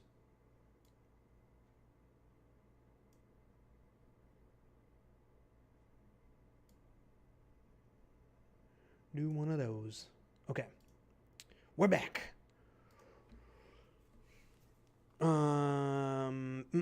Oh yeah, the Chrome Golem. Okay. Let's think of. We got a bunch of rooms. I mean, this is gonna be. It's like almost like a funhouse dungeon, right? Boo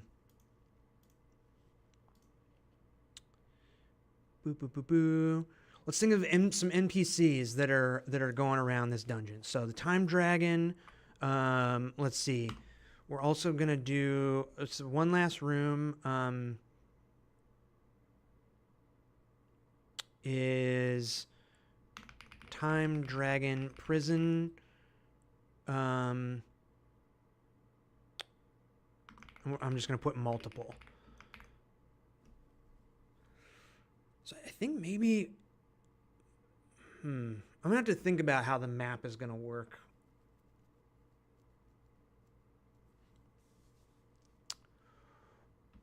For this. Okay, so I like the Chrome. Is it Golem like that? Yeah, Chrome Golem. We'll say Beholder Servant, maybe. I'm running a PC. It's a good PC. I think it's just Chrome likes to have memory leaks, especially when things are streaming.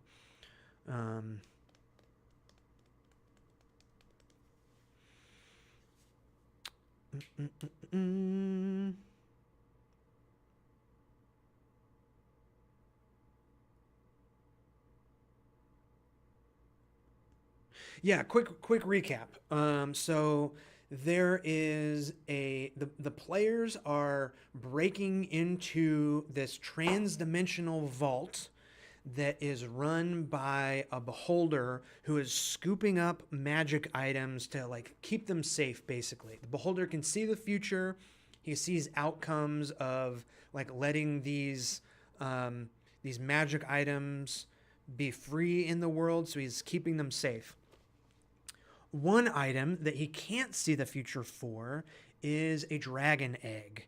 And there is a time dragon who has also broken into the vault at the same time as the players, who is searching for its own egg and is going to, like in my world, for a dragon egg to hatch, a dragon has to like breathe fire or whatever kind of breath they breathe onto the egg to make it hatch. So basically this time dragon is going to breathe its time breath onto its own egg, creating a time paradox and destroying the world.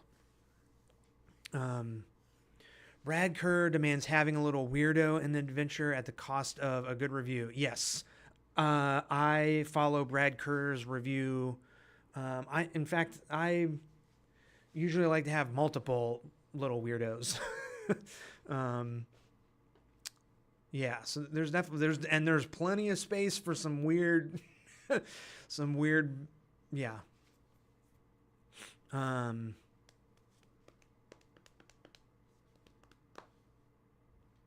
so that's what's going on. Now I'm just thinking about some NPCs that can be roaming around this place. Um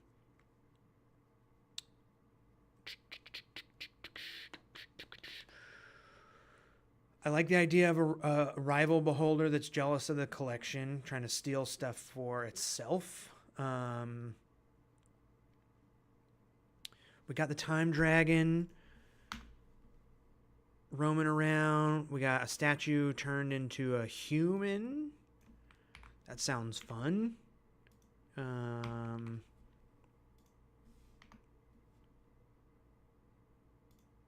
What is happening? Ah! Oh, somebody said there's a sexy frog. Somebody said there's a rat. I always love a good rat.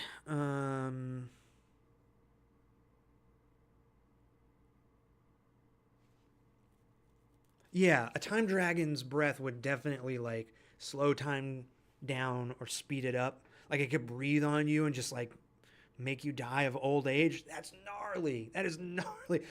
Or flip you the opposite way and so he just breathes on you so you don't even ever exist.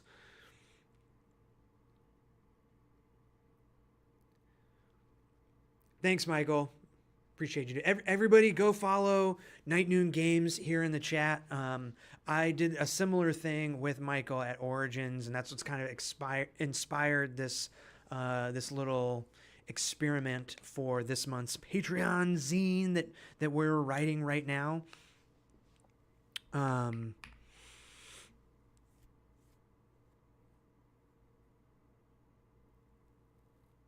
Oh, a young Blink dog. I like that. Blink dog that mistakenly teleported in and doesn't know how to get back out.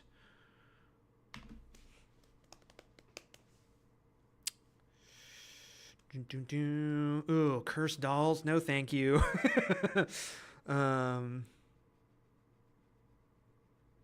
Breathes on you and yeah. Breath. Time breath. Save versus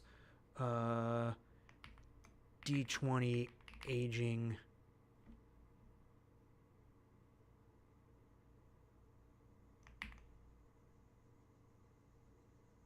Boof. Yeah.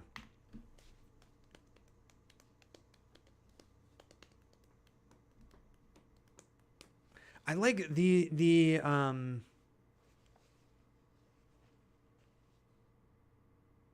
think the chrome golems will be the sort of servant creatures that the beholder has running around. Servant / guard. Why does it say the collection? Huh. Interesting.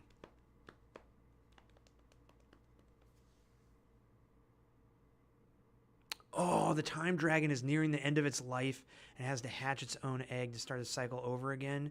If it doesn't, then there will be a time paradox. Ooh.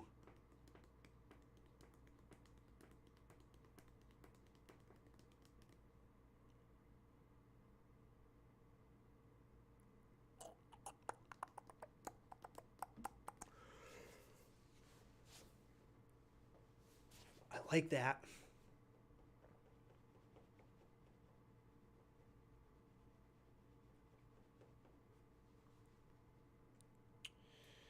I like that. I like that. I like that.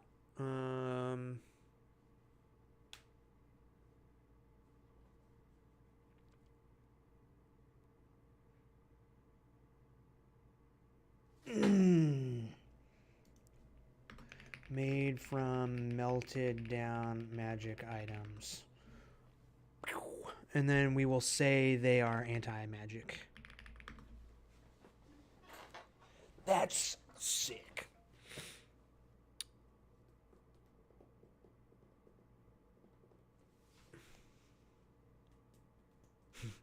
Poor little old kobold. We could have a we'll say a kobold watchmaker that is obsessed with the time dragon.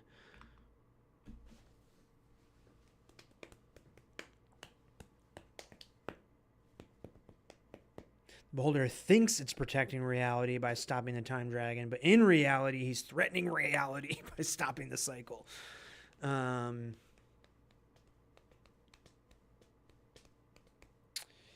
Yeah, I'm just wondering like how complicated we can get with this.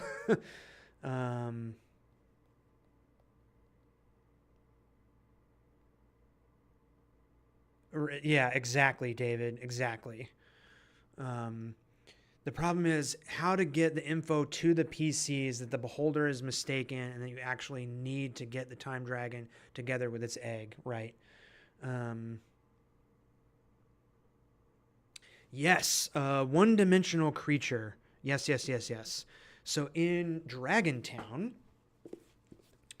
there is a, let's see, chapter 9. There is, what did I call them?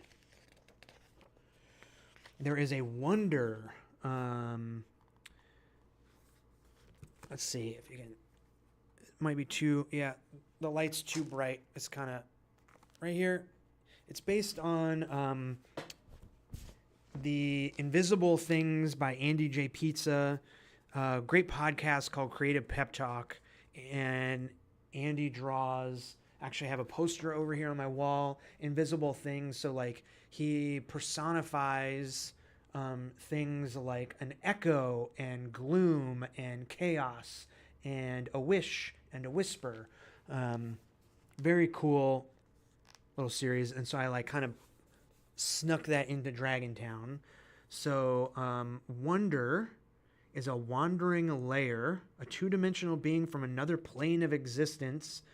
In her world, she is the embodiment of awe and curiosity. In this world, she has been called a layer. While she can take on any form, color, and appearance, Wonder will always appear completely flat. She cannot be harmed even by magic. Wonder is intensely observant and will understand and mimic any language she hears. Yeah, so just I like the idea of maybe there's a different 2D layer, and maybe it can be chaos. Chaos causing problems, unlocking doors. How does that sound? I guess not a lonely one-dimensional being. Gelatinous tetrahedron.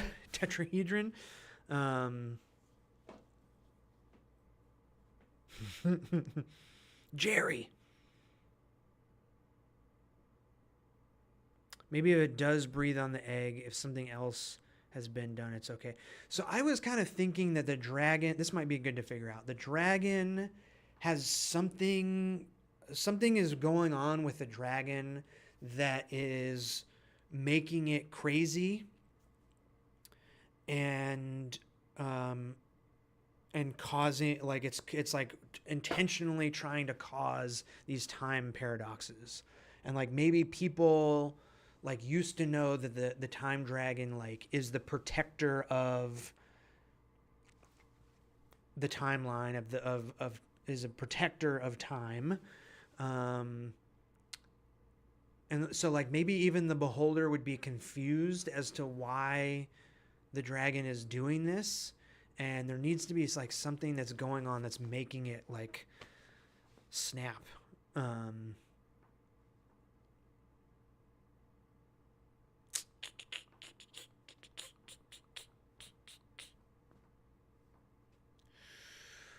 Or is the dragon the good guy? Yeah, creative pep talk's great. The the kobold knows the problem.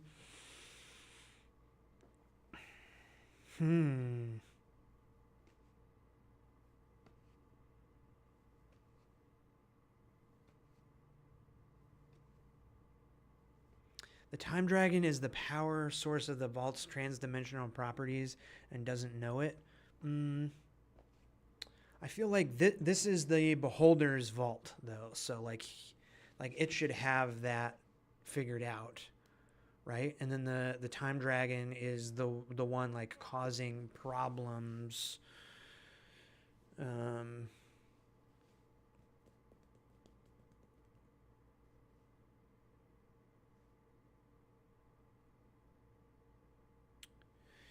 Yeah, maybe the time dragon is it's kind of sad. It's like kind of a dementia sort of thing.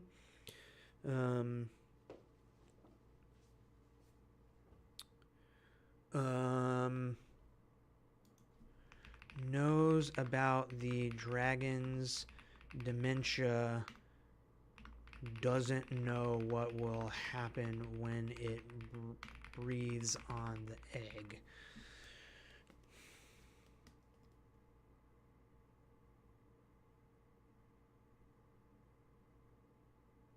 Time dragon is stuck in a time loop.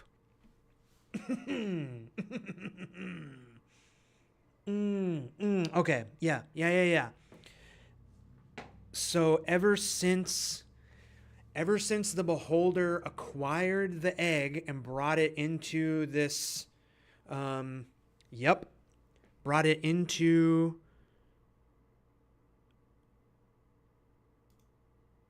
protect. Okay, beholder can see the future, stealing.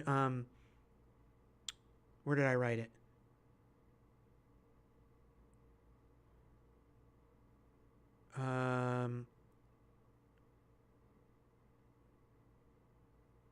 Where did I write it?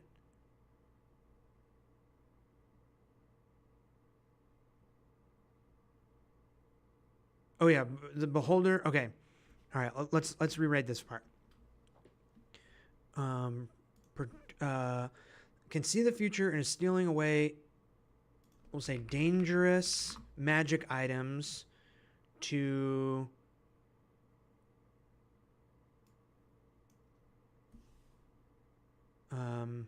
stealing away dangerous magic items to protect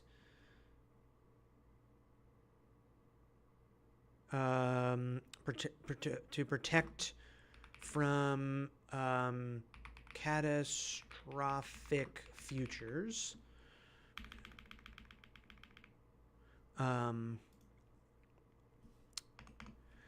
The beholder acquired a time dragon egg.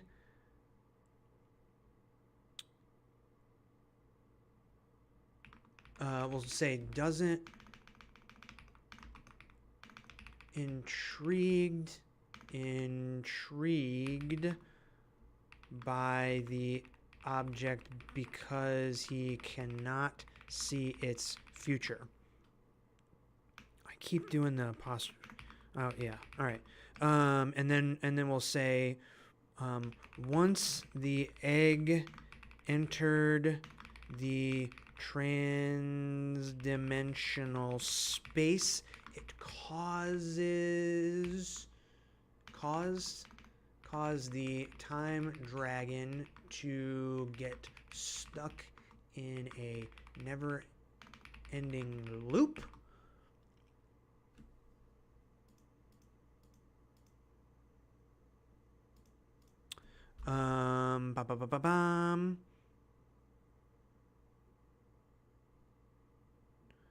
The egg will give birth to the only dragon powerful enough. Yeah, I think we've gone down a different road.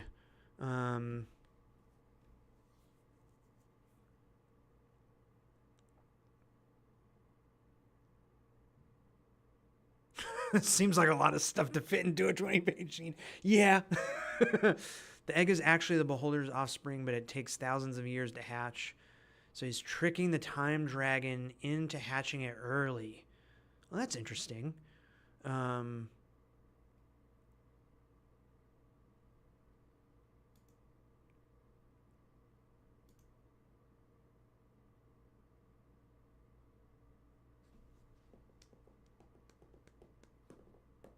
Wait.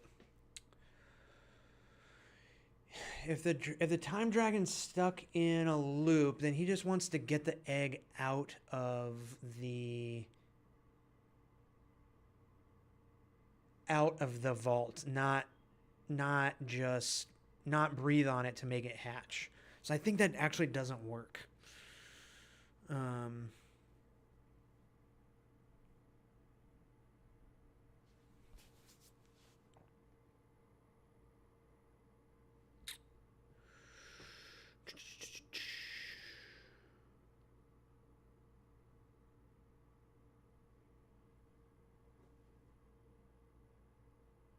Repeak. That's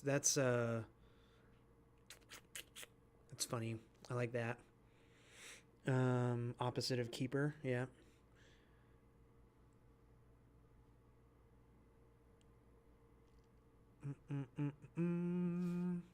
Okay.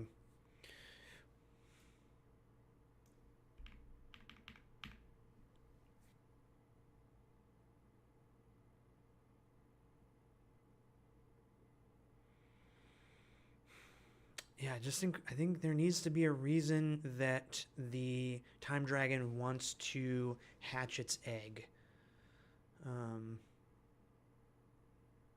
The beholder can't see the future of the egg because it's taking it, stopping the time dragon from breathing on it and hatching it, and regenerating the time will end. So no future to see.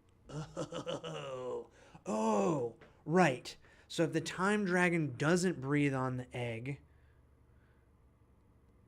and making itself hatch again, then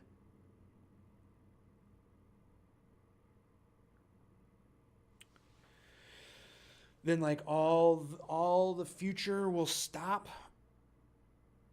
Oh,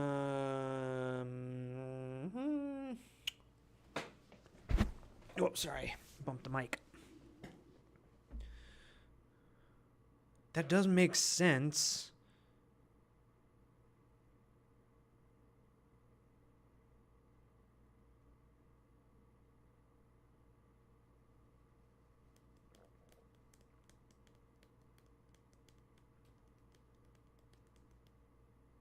The dragon thinks the egg's its one true love.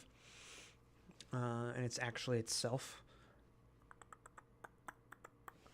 Okay. Let me see.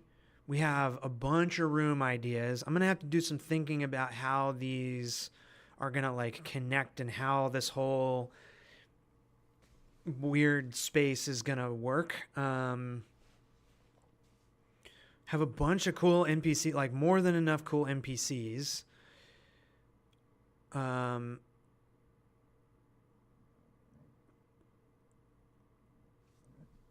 do like the idea of the like the time, but I like the idea of the paradox ruining everything too. I like the idea of the time dragon like having to like hatch itself again is fun. And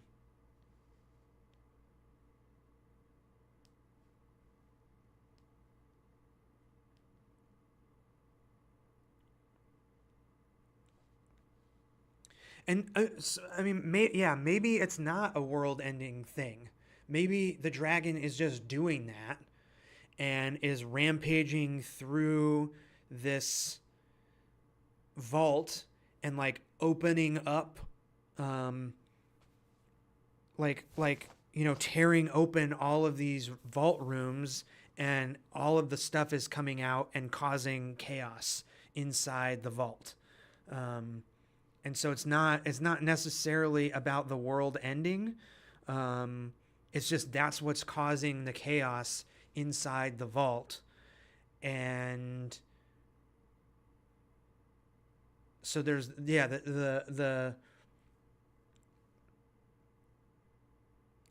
so the players can be like, can either like follow along the path of the time dragon or try to get out in front of the time dragon, or, and the beholder is like running around trying to fix things.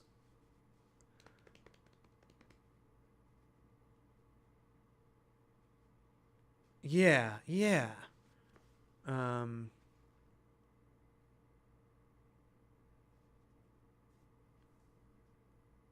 Local town, powerful magic items are stolen by the vault. Heroes are sent to retrieve them. I think that, yep. Okay, I'm going to get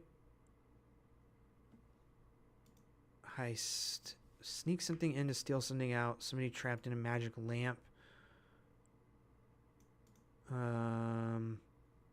Okay. Heist.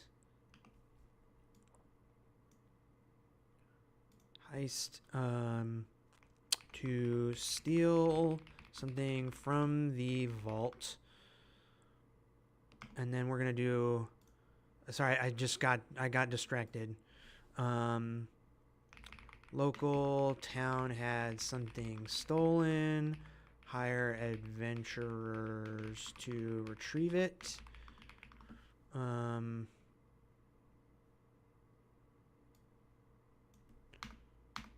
We'll do someone important trapped inside magic lamp. Beholder is keeping them from causing damage somehow.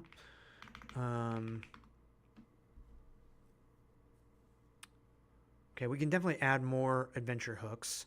Okay, let me catch up on chat here.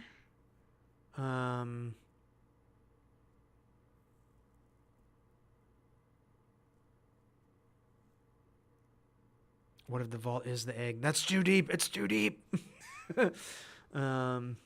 Keeper doesn't know the dragon's future. Keeper doesn't let dragon die. Keeper traps dragon in trap. Groundhog Day. Okay, yeah. Yep. So one of the room, yeah. Time dragon is trapped in room. If it can't get to its egg before it dies, all time will end.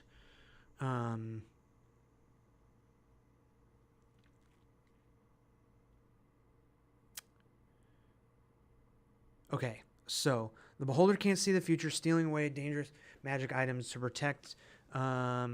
Currently, the time dragon is rampaging through the vault, trying to locate its own egg. The beholder was intrigued by the dragon egg because he couldn't see its future, stole it away. We're going to get rid of the time paradox. Beholder is using XX magic item.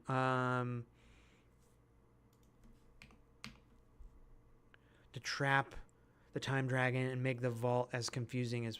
we're going to say the time dragon's rampage caused chaos within the vault. So the beholder is using XX magic item to trap the dragon. Trap the dragon for now. Okay. I think that makes a lot of sense, right? Yeah, it is tempting to have the dragon appear as a wandering monster.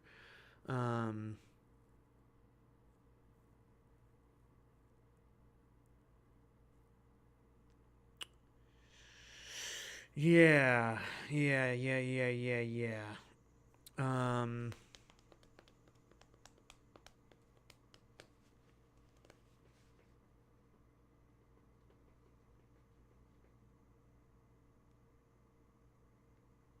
probably getting the dragon to its egg is a better goal than preventing it from getting there. I think so too, because like if we have this old time dragon, that's a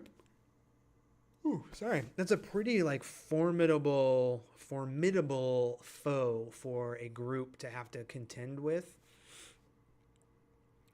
And I kind of like the idea of, I mean, man, at the same time though, I always make the dragons their friends. That's how, well, whatever. Dragons are cool. They don't all need to be evil, right?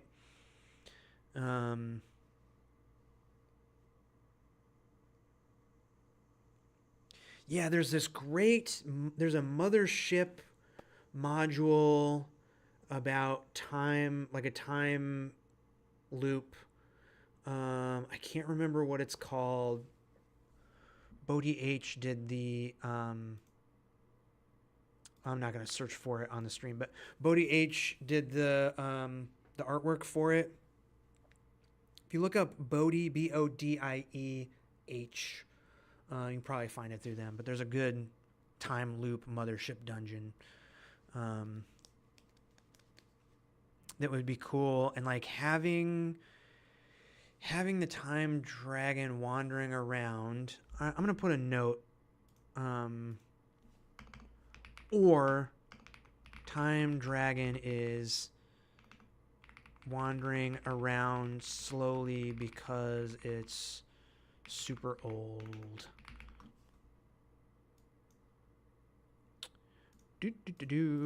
Okay. All right. I think that hook is good. It'll be easy to come up with reasons for the player. They're trying to steal back a magic item. That's good.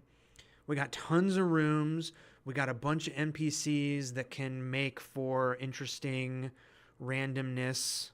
Got the oh yeah, we can delete these. We have encounters and magic items. There's tons of magic items in this thing already. I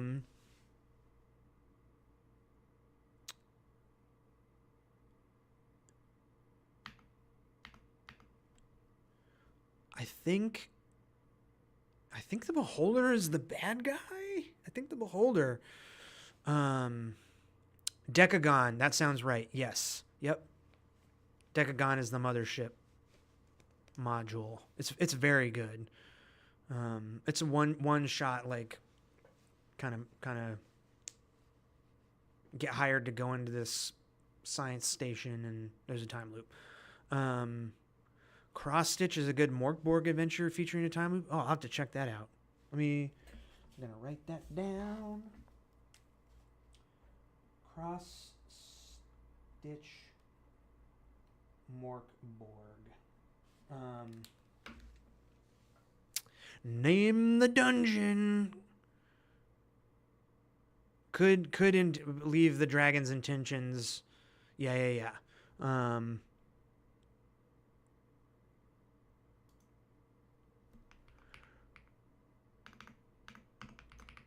Dragon good?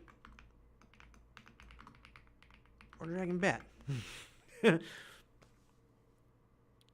Yeah, right? Exactly. The Beholder thinks he's a good guy, but he's actually about to, like, cause a horrible time paradox. And he's going around, like, shooting his eyeball rays at intruders and stuff.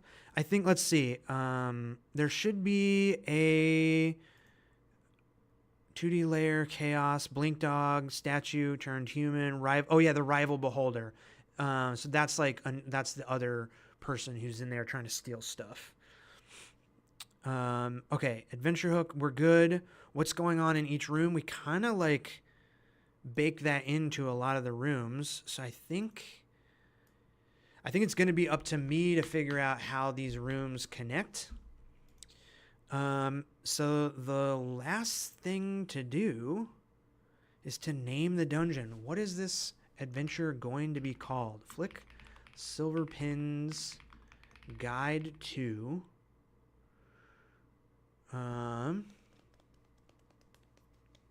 both are good. The problem is the egg. The egg is the bad guy. The history of the egg vault loop.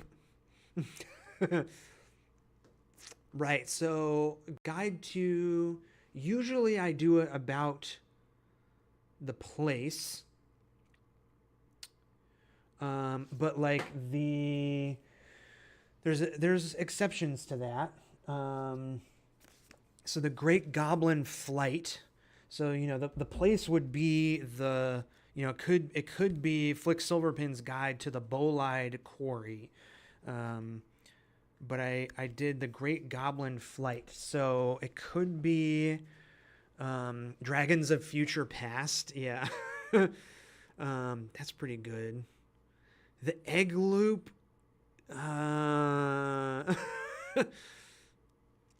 Gallery at the End of Time. Ooh.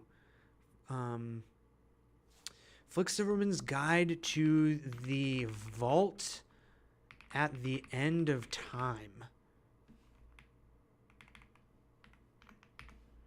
That's kind of hooky, right? Flick Silverpen's Guide to the Omelet of Scrambled Time. What comes first, the dragon or Dragons of Future Past? I like that joke. Against the Vault of the Beholder. Yep. The Hypercube. The Vault of Everything. Time Egg Crisis. Flick Silverpin's Guide to the Vault at the End of Time. It's like a little wordy. Which is funny because like the whole gimmick of Flick Silverpin is to be like intentionally wordy. But as far as like titles go, I want them to be, you know, Time Dragon's Paradox. I like the word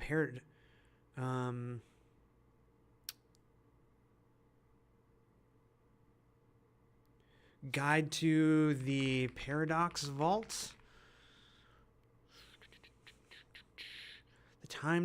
Guide to the Time Dragon's Paradox. I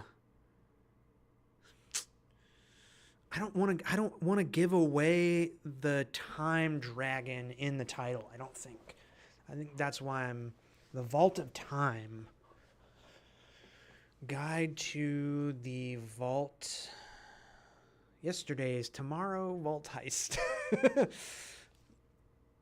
Vault of Time.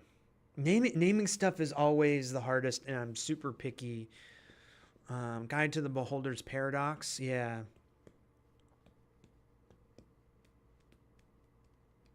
The Vault of Missing Things.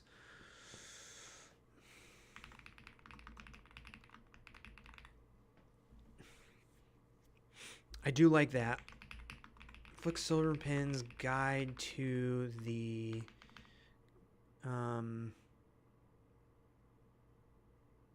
Guide to the Paradox Vault. That could be good.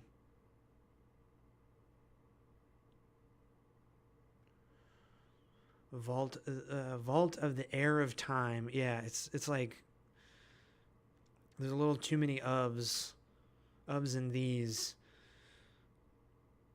Beholder's Chicken or Egg Dilemma.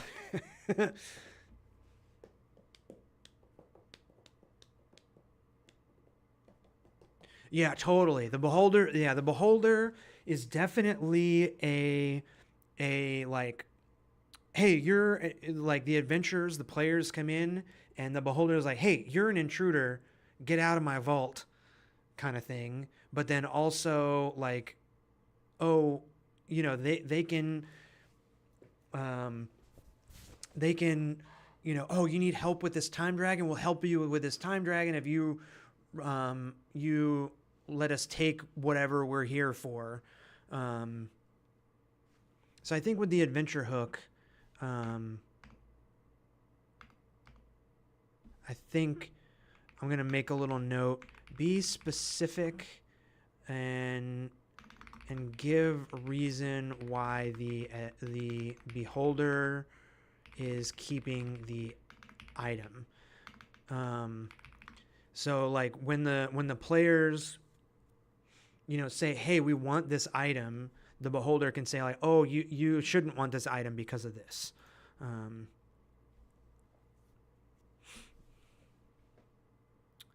The Vault Flick Paradox times Silver Pin's Beholder Vault Guide. That's good. Guide to the Vault of Lost Time. Lost Time is good. Breakfast at the Beholders. Yeah. Yeah. I mean, to the Artifacts of Doom. Oh. Yeah. Flick Silverpin's Guide to the... okay, the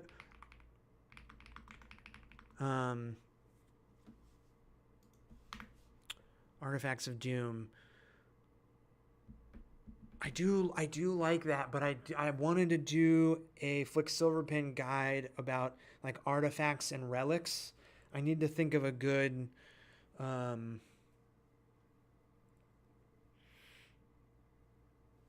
yeah, Timekeeper, Egg Seeker. Yeah, I don't want to give away the whole. I want it to be intriguing, but not like kind of give away the whole thing. Vault of Doom. Yeah, so guide to the Vault of Doom. Vault of Doom. Flick Silverpin's Guide to the Vault of Doom. That's like what the yeah, right? Okay, I mean, those are 4 good titles. So I think I'll sit on that. Got some good notes in here. Fractal Trees, Lost Children, that I might incorporate. Adventurers Meet Themselves. That could be in the mirror stuff. Yeah, so... I think we have everything we need. So what I'm going to do to kind of finish this off here, because it's been in 3 hours. I've been going for 3 hours. What? I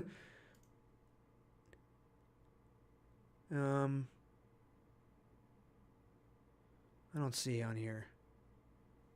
Yeah, almost 3 hours. We've basically written up a dungeon. I would probably need to do a little bit, need to name things before I could run this, and then figure out how I'm going to deal with this map. But in 3 hours, we've come up with a really, really stinking cool dungeon. So I hope you can kind of see how the process unfolds. Time flies when you're live streaming. Yeah.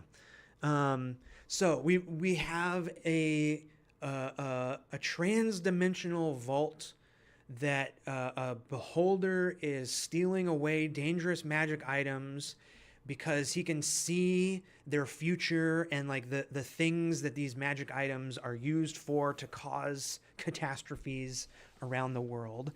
So he's like stealing them away and keeping them protected in his vault. Unfortunately, the beholder has taken this mysterious dragon's egg and stolen it away. And unfortunately, the time dragon, we'll have to think of some cool, what's the Latin word for time? Most of my dragons have like Latin mishmash names. So the time dragon needs to needs to blow its time breath onto the egg to hatch it so it can die and start again, or there will be a time paradox.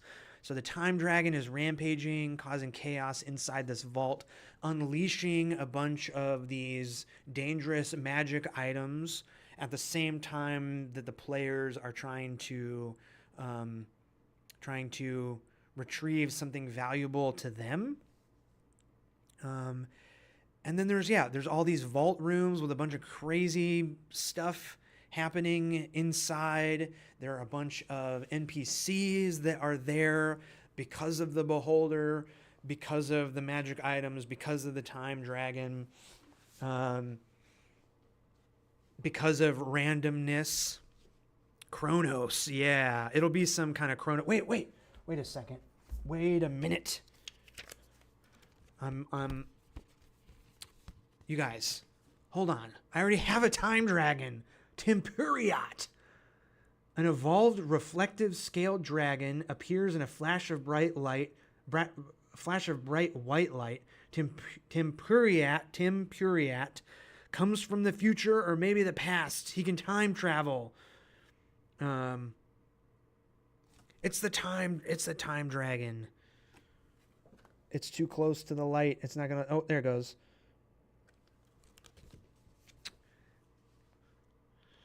Tempest. Yeah, tempest is Latin.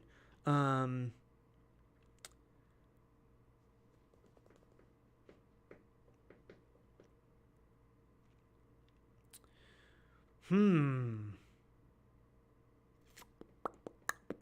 this dragon, like gives magic items from the future and stuff to heroes to like influence the future. I said I didn't want to repeat stuff. I totally forgot about this. So maybe it just will be this Tempuriat dragon that's like super old and come from the way future and needs to hatch its egg or time paradox. Crossover.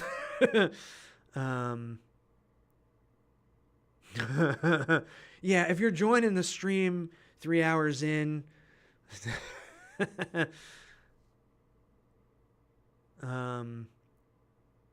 this is the origin story or the grand finale of Tempuriat.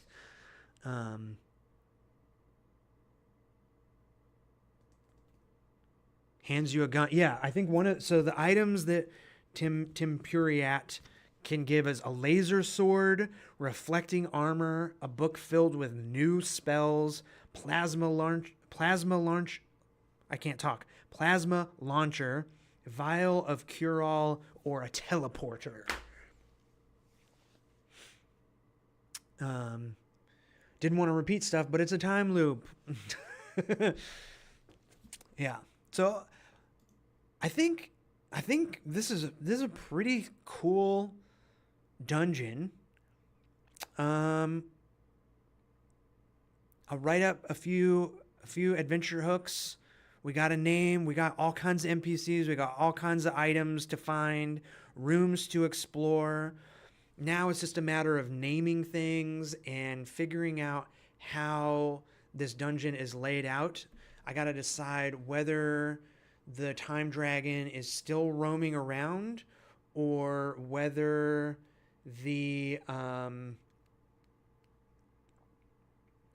or it's trapped, or maybe it's both. It's trapped and still roaming around, crazy time loop style. So I'm going to give some consideration to that.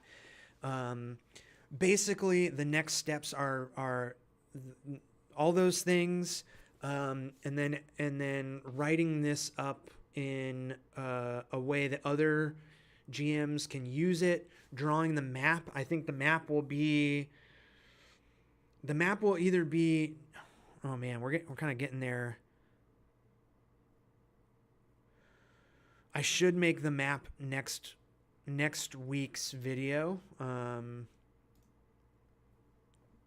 So I'll draw the map, and that I'll explain what's going on. That'll be next week's video. And then the video after that will be a sort of like vlog style as I begin to ship Dragontown and The Darkness Below. So I've already filmed a bunch of footage of the books and box sets being delivered to my house. I have 10 pallets in the garage.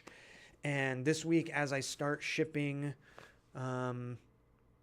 I'll film more and kind of give the like, you know, the story of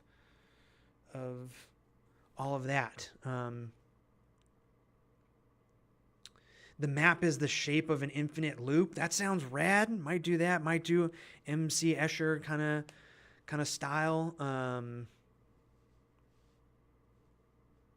Painted your war ogres. It sounds like a wonderful use of time.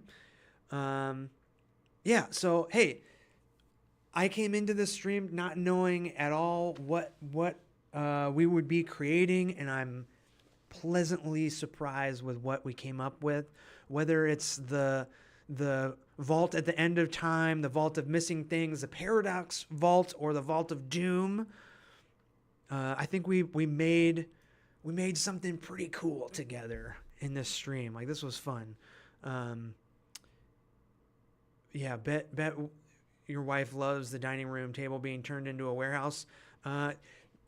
She has her own business that has influxes of product and stuff, so she's used to it. She's a champ. She knows the deal. And she's gonna probably be helping me film some of this stuff too. So, yeah, very, very cool. I can't wait to get this like a little bit more fleshed out. If you would like to get this zine, it will be available at the end of the month on my Patreon. If you sign up this month, I think the link is in the description of this video. If you sign up this month at the Legend tier, you'll get access to the digital version at the end of the month, and then I do like some corrections, send it off to the printer, and once I get it back, I ship it out to all the Legend tier patrons who signed up in the month of August. So if you want this dungeon as a zine, sign up for the Patreon now, this month in August, and you also get access to all of the other zines as well. So yeah, I'm everybody who's in the chat, thank you so much for all your wonderful ideas. This was extremely cool. Thank you so much for helping me make this zine, whatever I decide to call it. Vault of Doom. I'm liking Vault of Doom.